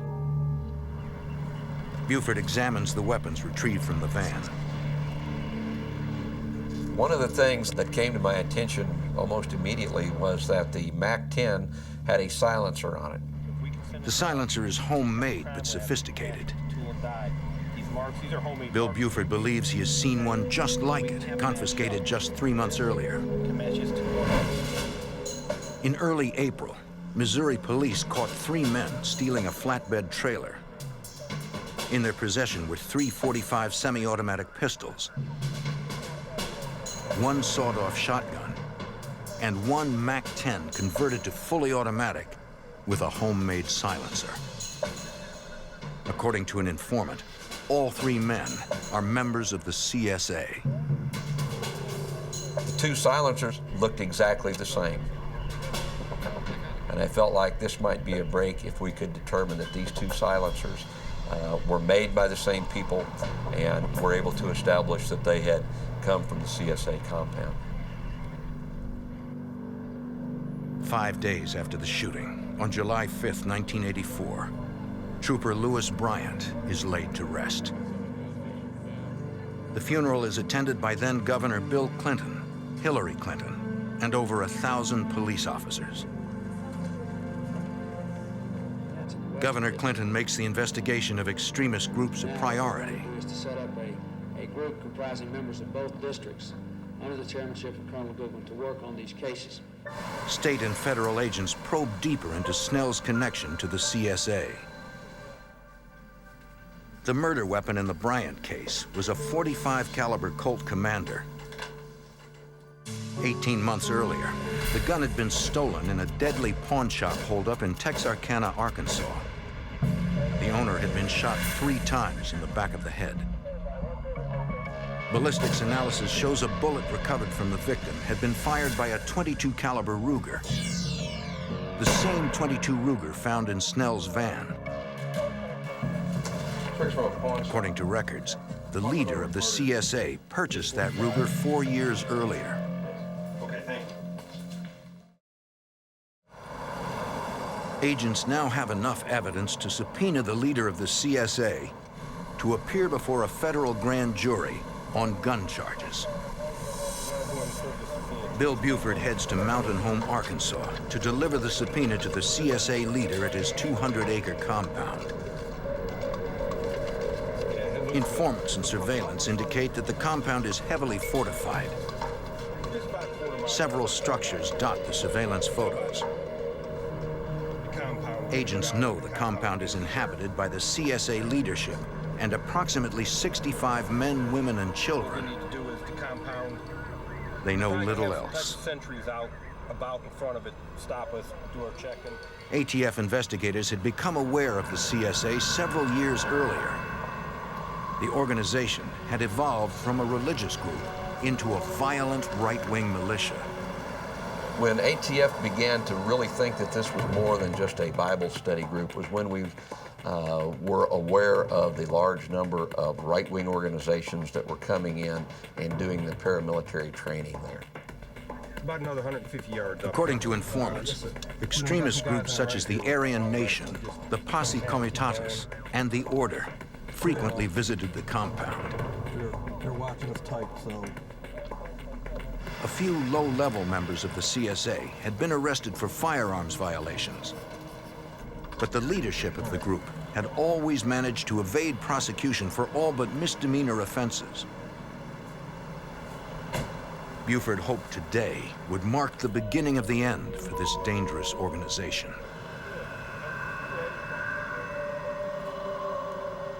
Agent Buford meets a man at the front gate who identifies himself as Kerry Noble, the group's second in command.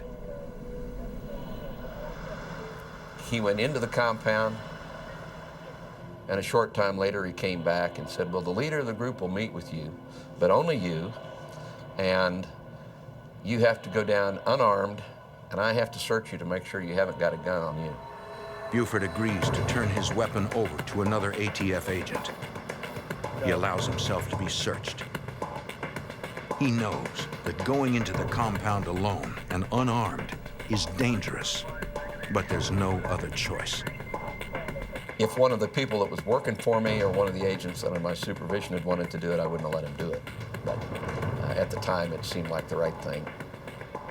The stakes are too high. The group is too dangerous.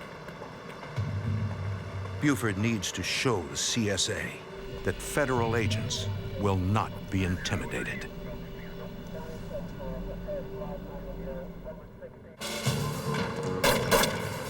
In Arkansas, State Trooper Lewis Bryant is gunned down during a routine traffic stop. Investigators discover weapons connecting Bryant's killer to a group of violent white supremacists calling themselves the Covenant, the Sword, and the Arm of the Lord. Oh, we got a grenade. ATF agent Bill Buford enters the group's heavily fortified compound to deliver a subpoena, ordering the group's leader to appear before a federal grand jury. The ATF agent enters alone and unarmed. It was kind of an awesome sight. At first glance, it looked like just a community there with a number of buildings. But as you looked closer, you saw that these buildings were all rock structures, very well made. If you looked closely, you could see that there were bunkers dug around the compound itself. Buford confronts the CSA leader face to face. I got a subpoena in my jacket. I explained to him that I had a subpoena from a federal grand jury in Muskogee, Oklahoma, and that he would need to appear on the date on the subpoena. The subpoena concerns weapons involved in the murder of a state trooper. Investigators have traced some of the weapons back to the CSA. He asked if he would be arrested. I assured him that a grand jury appearance was all this was, that was not an arrest warrant, that he wouldn't be arrested. The leader takes the subpoena. His men escort Buford out of the compound. When the CSA leader eventually appears before the grand jury, he denies knowing Richard Wayne Snell, the man who confessed to the murder of Trooper Lewis Bryant. He also claims no knowledge of how weapons traced to him ended up in Snell's possession.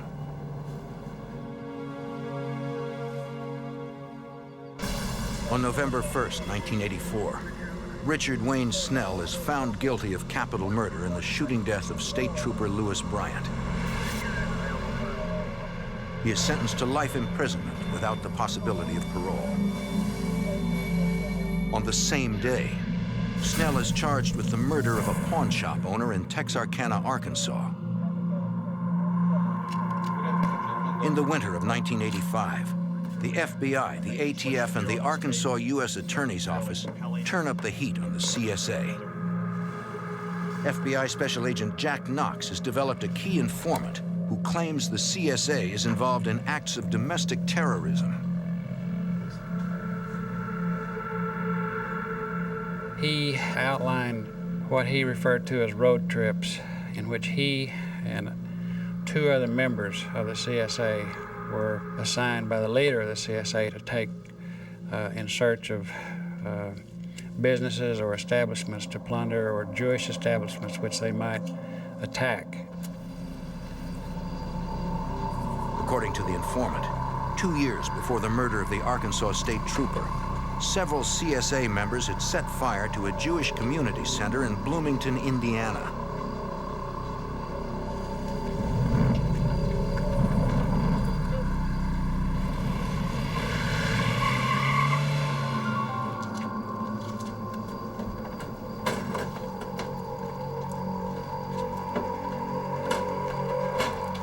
The informant claimed that at about the same time, the CSA firebombed a church in Springfield, Missouri that welcomed gay members.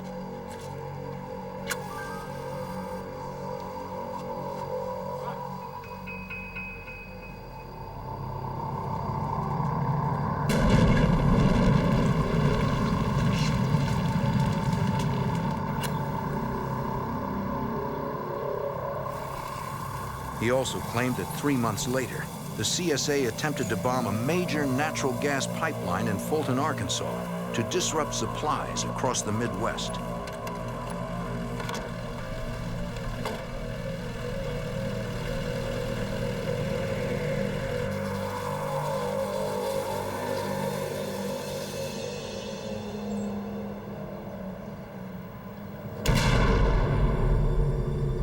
They were unsuccessful. The pipeline was not damaged. But Assistant U.S. Attorney Steve Snyder could see a dangerous pattern emerging. There were what appeared to be random acts of violence. But after this individual talked, they no longer became random acts of violence. They became part of a plan to strike out against the United States and attempt to disrupt the activities of the United States and its citizens. The CSA had evolved from a religious cult into a group of domestic terrorists that had declared war on the United States. In March 1985, a second informant, a former member of the CSA, provides more information about the organization. He gives details about firearms and explosives being manufactured and used by the group. He tells investigators there is a machine shop in the compound where the CSA makes grenades and silencers and illegally converts semi-automatic weapons to fully automatic. He also claims the group has obtained a powerful anti-tank rocket, commonly called a law.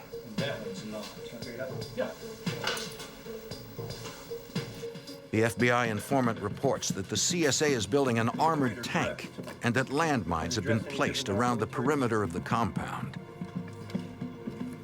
He also provides a laundry list of interstate offenses committed by the group, including transportation of stolen vehicles, mail fraud, and theft of government property. Based on the informant's statements, the U.S. Attorney pursues a warrant to search the CSA compound for illegal weapons and explosives. Assistant U.S. Attorney Snyder intends to use RICO, a federal racketeering statute, to prosecute the CSA. The statute enables authorities to arrest and convict leaders of criminal organizations based on a pattern of illegal activities. The RICO statute carried a statutory maximum penalty of 20 years, as opposed to the weapons and firearms violations, which carried a lesser penalty. So it was a more severe crime. If I can show you this bigger map, maybe Investigators discuss how to best serve the warrant.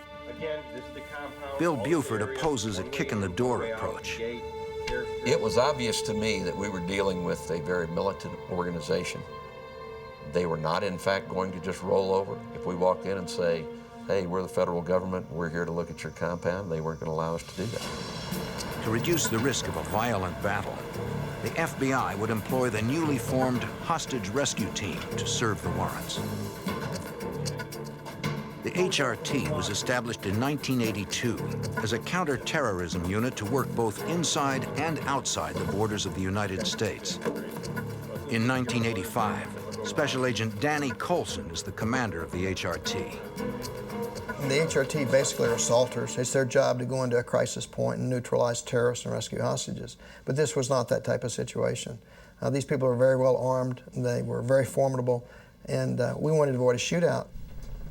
Coulson establishes a command post in nearby Branson, Missouri. The HRT is composed of 2 elite teams. Basically, you had a sniper element and you had an operator element. The snipers were responsible for gathering intelligence to give cover to the operators, and the bulk of the team was made up of operators. Agent Buford, who has been inside the compound, briefs Coulson on the layout, the main gravel access road, the front gate, and where the property borders the shore of a man-made lake. Now, this gate's gonna be very heavily The first phase of the operation is a reconnaissance mission. You cannot command and control a crisis situation unless the commander's done a recon. He has to go in and see the ground. He has to know what the structures are like, where they are relative to each other, and what the best avenue of approach to get there in the shortest period of time is. Tonight, Coulson and his team will be the uninvited guests of the CSA.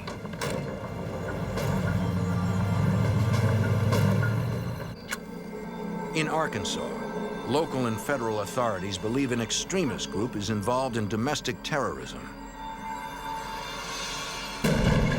They call themselves the CSA, the Covenant, the Sword, and the Arm of the Lord.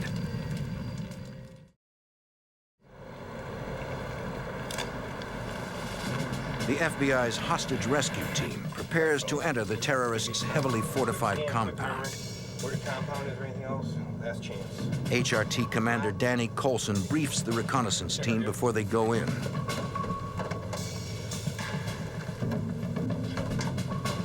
The recon team's job is to gather intelligence on the group's infrastructure, its buildings, manpower, and weapons, while avoiding the CSA's armed patrols. ATF agent Bill Buford will act as the HRT's guide. He's been inside the compound and knows the layout.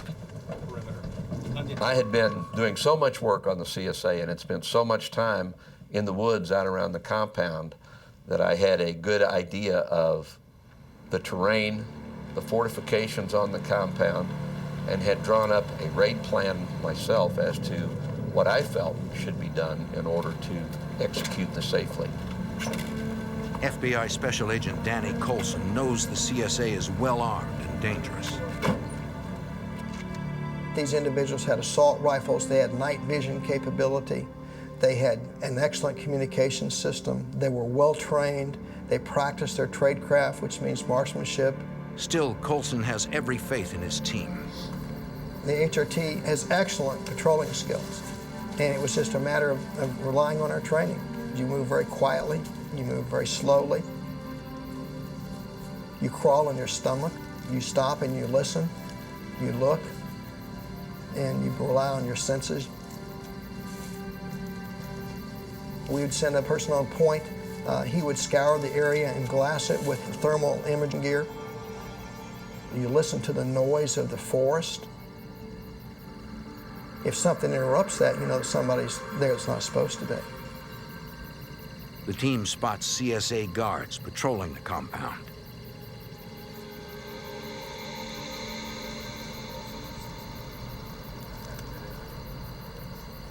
They're armed with assault rifles.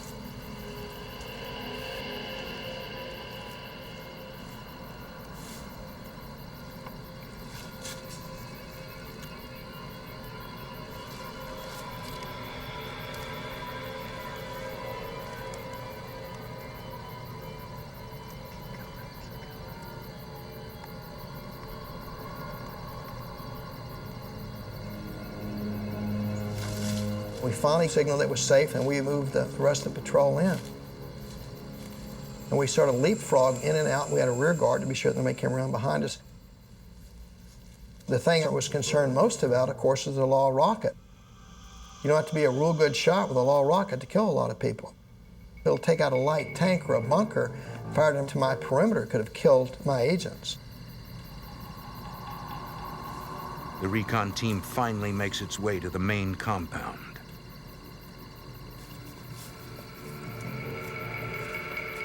CSA members, as well as their families, are asleep inside some of the buildings.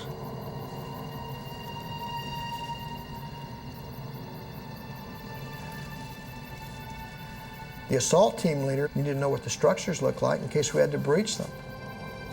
So you have the possibility that there could be a suicide pact with these people.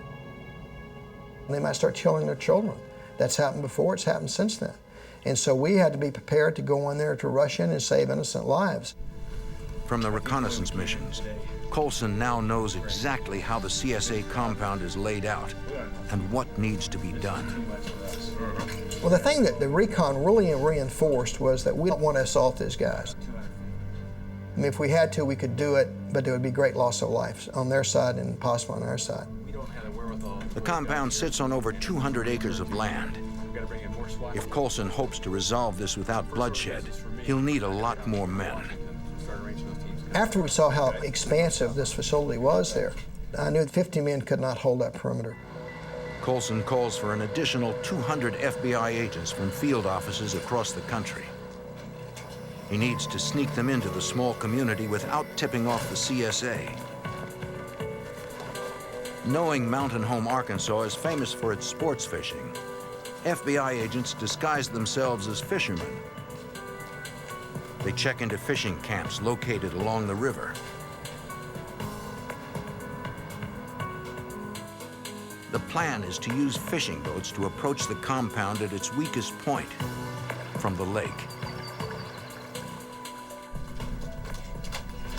As agents prepare to move on the compound, Coulson briefs Special Agent Clint Van Zandt of the FBI's hostage negotiation unit. You've got about 5 options in any type of situation. You can contain, isolate, and negotiate. You can contain and demand surrender. You can use snipers, you can use tear gas, or you can use a direct tactical assault and just overwhelm them with manpower and firepower. In these last 3, people die. The decision is made to contain, isolate, and negotiate. Danny Coulson is the point man on all 3 phases of the operation. This man views himself. I came to believe rather quickly that the leader of CSA is not going to want to negotiate with a lower-ranking FBI negotiator. He's going to want to talk to his tactical equivalent. In this case, it's going to be Danny Coulson. And I wasn't comfortable with that. I'm a tactical person. I had been a sniper, and I'd been a SWAT team member and a SWAT team leader and trained as an operator. And I was not trained to be a negotiator. And I didn't know that I could pull that off. I'd much more comfortable going in after the guy than trying to talk him out. But Van Zandt convinces Coulson that he's the right man for the job. I had viewed a lot of negotiations. I mean, every time a tactical team is deployed, a negotiator is deployed with them, so I'd seen it done. And basically, Clint Van Zandt taught me some negotiation strategies and techniques. After 10 days of reconnaissance and planning, Special Agent Danny Coulson and the FBI hostage rescue team are ready. Over 200 law enforcement agents prepare to surround one of the most dangerous and heavily armed outlaw militias in the country.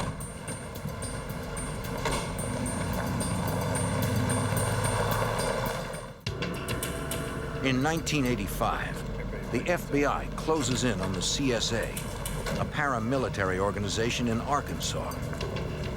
Members of the group are suspected of domestic terrorism and murder.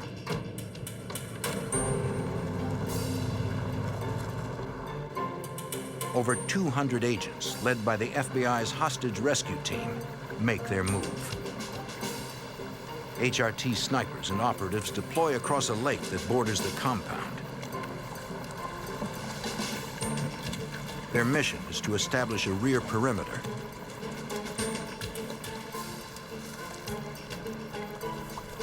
Additional HRT units fan out in the woods, flanking the main compound.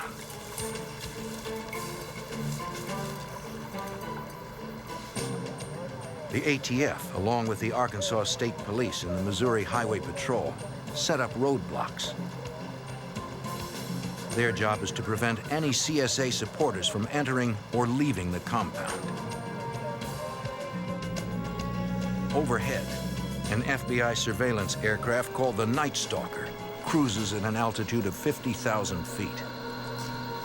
The plane's onboard thermal imaging system monitors movement throughout the compound.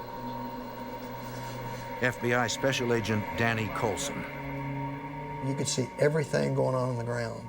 We saw CSA people standing and talking to each other in little groups around the compound. We could see every animal, every deer, every coyote, rabbits running around on the ground, which gave me a tremendous advantage, because I could use this vehicle, this airplane, to help me set my perimeter.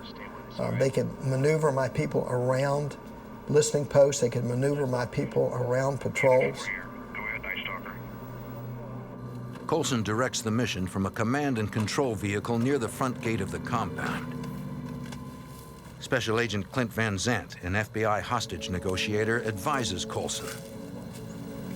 It was very prudent to go in at night and to have them wake up the next morning and find that we had walked literally right up to them without them knowing it.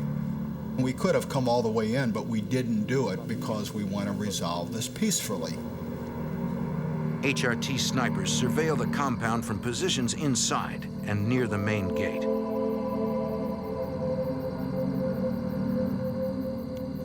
Within 10 minutes, they report that 2 men are exiting the compound and approaching their position. Sniper 1 to command post.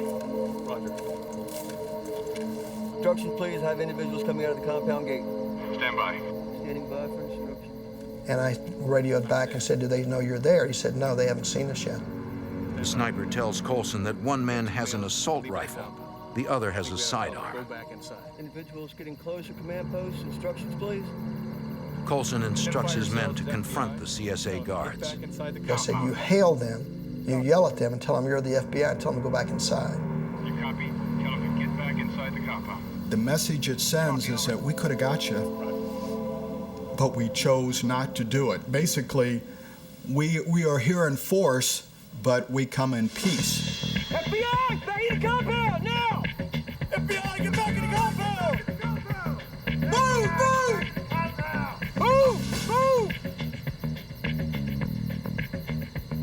I wanted them to get in the habit of following my orders or the orders of my team, and to show them that we weren't there to hurt them.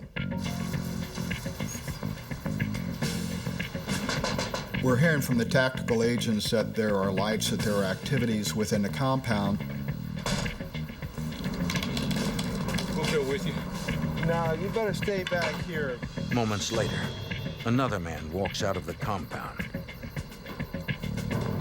Who's out here? I instructed them to let him get close, and I wanted 2 operators to take him into custody. FBI, freeze! Don't move! I didn't order him back in because I wanted to start the dialogue. It's time to talk now. Sometimes one of the most difficult things about a standoff situation is finding somebody to talk to. You don't always get them to talk to you initially. The man identifies himself. He's Kerry Noble, the deputy commander of the CSA. The first thing I said to him is we need to start a dialogue and talk about resolving this thing peacefully. We're not here to hurt anybody. But you're not getting out. And if you start a war, we're going to end it.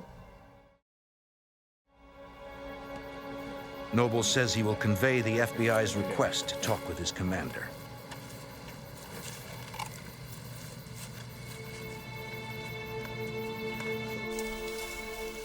At daybreak, federal agents and local police have completely surrounded the compound. The news media somehow gets hold of the story and converges along access roads. Agents establish a direct telephone line into the compound. A short time later, Agent Coulson receives a call. The operator called me over and said, it's him. And it was the leader. Yellow. That's right, I'm in charge of it. And essentially said the same thing that I'd said to his deputy, is that this is the FBI, my name is Danny Coulson, we have a warrant for your arrest. And the only way it's going to happen... The leader agrees to come out and talk on one condition. Hold on a second. That he will not be arrested. Otherwise, his people will put up a fight. Okay. Coulson agrees to the it. terms. 5 minutes. I'll see that. Van Zandt prepares Coulson for the meeting. As an expert in behavioral science, Van Zandt believes the CSA leader will only respond to another commander. As a military commander, I said, you wouldn't be carrying a long gun or rifle in this type of meeting, but you'd have your 9mm pistols. You'll meet his expectation as to what our FBI tactical commander should look like. He'll be more open to dialogue, more open to negotiations. Coulson approaches the main gate. You should always look like you're in charge. But also, you have to bring him out. You have to get him to talk. It's not just you walk up and give demands, you get him to talk to you. Tensions mount for a possible violent confrontation. FBI snipers train their sights on the CSA leader and his guards. And you have to understand that this is a man who thought we were literally from the devil, that we were agents of the devil. So trying to create a bond of trust on a road with two armies facing each other with awesome firepower is a difficult thing to do. Coulson tells the CSA leader that the FBI is there to confiscate grenades, assault rifles, the law, anti-tank rocket, all illegal weapons stored in the compound. And eventually... I really didn't describe the forces. I just said, we're here, we've been here, we know what's going on in there, and at this point, I wanted to remain the faceless enemy. What I got from him was dialogue, which is the most important thing. But what I didn't get was capitulation. He didn't agree to do anything. He just agreed that they would go back in and pray about it. Well, I respect that. We'd agreed earlier if he came out that he could go back in. And that's very important. You have to keep that trust. Coulson and Van Zandt have no choice but to honor their agreement. They allow the leader to go back inside the compound.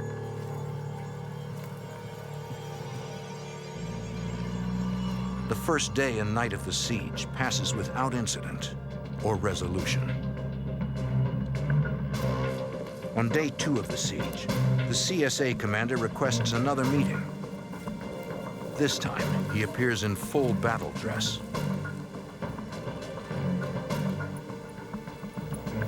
Changing clothing is a big deal.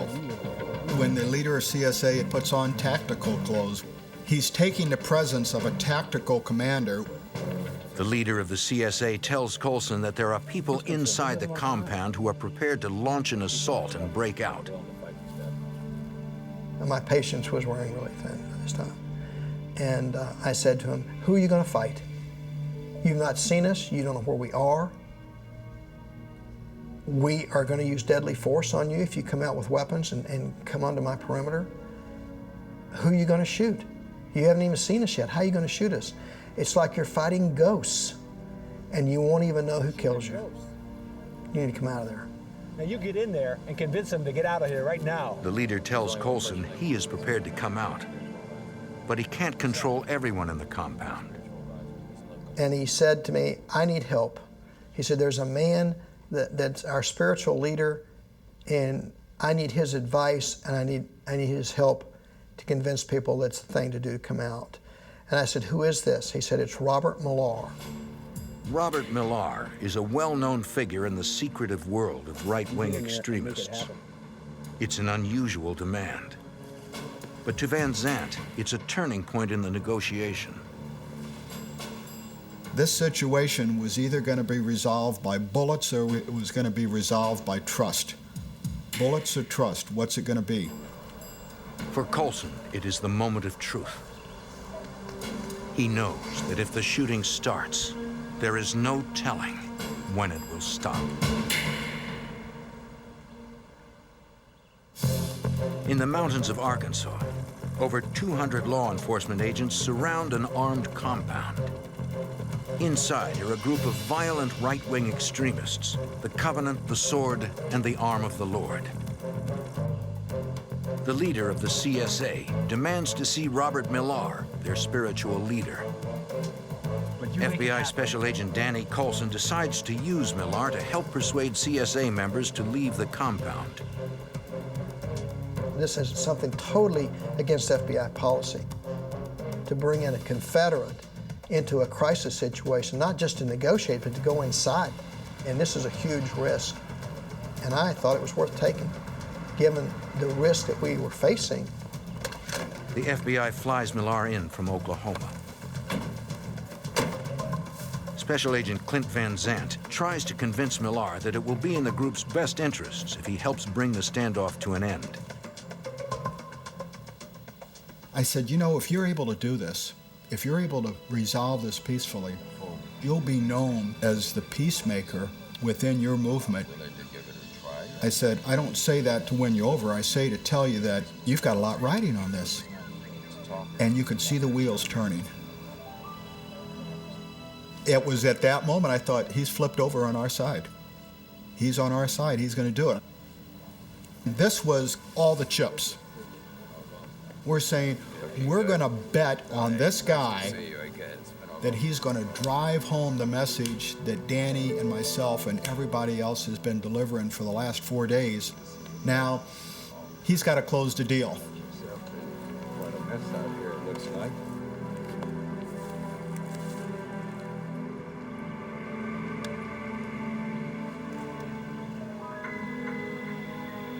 And he called on the field phone. And Millar said, well, I'm in here talking to them, but I really haven't got anything resolved. They said, okay, you got another hour. Well, really, we couldn't control him. What were we going to do, go in and grab him by the neck and rip him out of that compound where there was 50 people with guns inside? So you had to be real careful of not, you will be out of there, because then it would have been apparent we were an empty suit. We were a paper tiger, and we couldn't be perceived as that. So it had to be, well, I really need you out of there in an hour. And he called back in an hour, and he said, I need more time with these folks. I think I can do it. I've got them coming along, but I need more time. And we just reconciled ourselves that he's going to stay there the night. On the morning of April 22nd, day 4 of the siege, Millar and the CSA leadership exit the compound. For the first time since the beginning of the standoff, there are no armed men with the CSA leader. They came out and they said, we have an agreement that we will surrender. We will come out and we'll give up our arms and walk out peacefully. Coulson receives the news with guarded optimism. And I said to them, that's a great decision, but I want you to understand that this better not be a ruse for an escape attempt, because you will not survive it. This better be a surrender. Coulson gives the leader 15 minutes to gather his people and bring them out.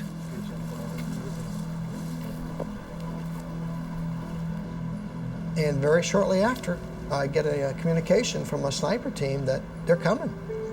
They're coming out. The snipers report that they're in civilian attire. There's no camis. There's no battle gear. There's no weapons they can see. The siege is over. Not a single shot has been fired. It was an ending that we had all prayed for, and one that we were very fortunate that we had.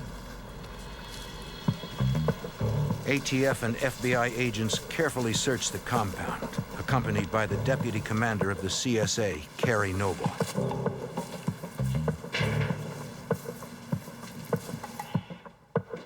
Over the course of several days, they recover hundreds of automatic weapons, homemade hand grenades, and landmines, as well as detonator boxes and plastic explosives. Agents find a Law anti-tank rocket near the leader's house. They find 30 gallons of cyanide stored inside steel drums. Agents believe the CSA intended to use it to pollute municipal water supplies. Investigators also find a steel-plated armored car equipped with a fully automatic machine gun. At trial, the leader of the Covenant, the Sword, and the Arm of the Lord is sentenced to 20 years in prison for federal RICO violations. Kerry Noble, the CSA's deputy commander, receives a 5-year sentence for firearm violations. Today, he speaks publicly about the dangers of hate groups and destructive cults. Richard Wayne Snell, already serving a life sentence for the murder of Arkansas State Trooper Lewis Bryant, is found guilty of murdering a pawn shop owner. He is sentenced to death. On April 19, 1995, at 9:16 p.m., Snell is executed by lethal injection. Today, the CSA compound is little more than a collection of abandoned shacks and stone ruins.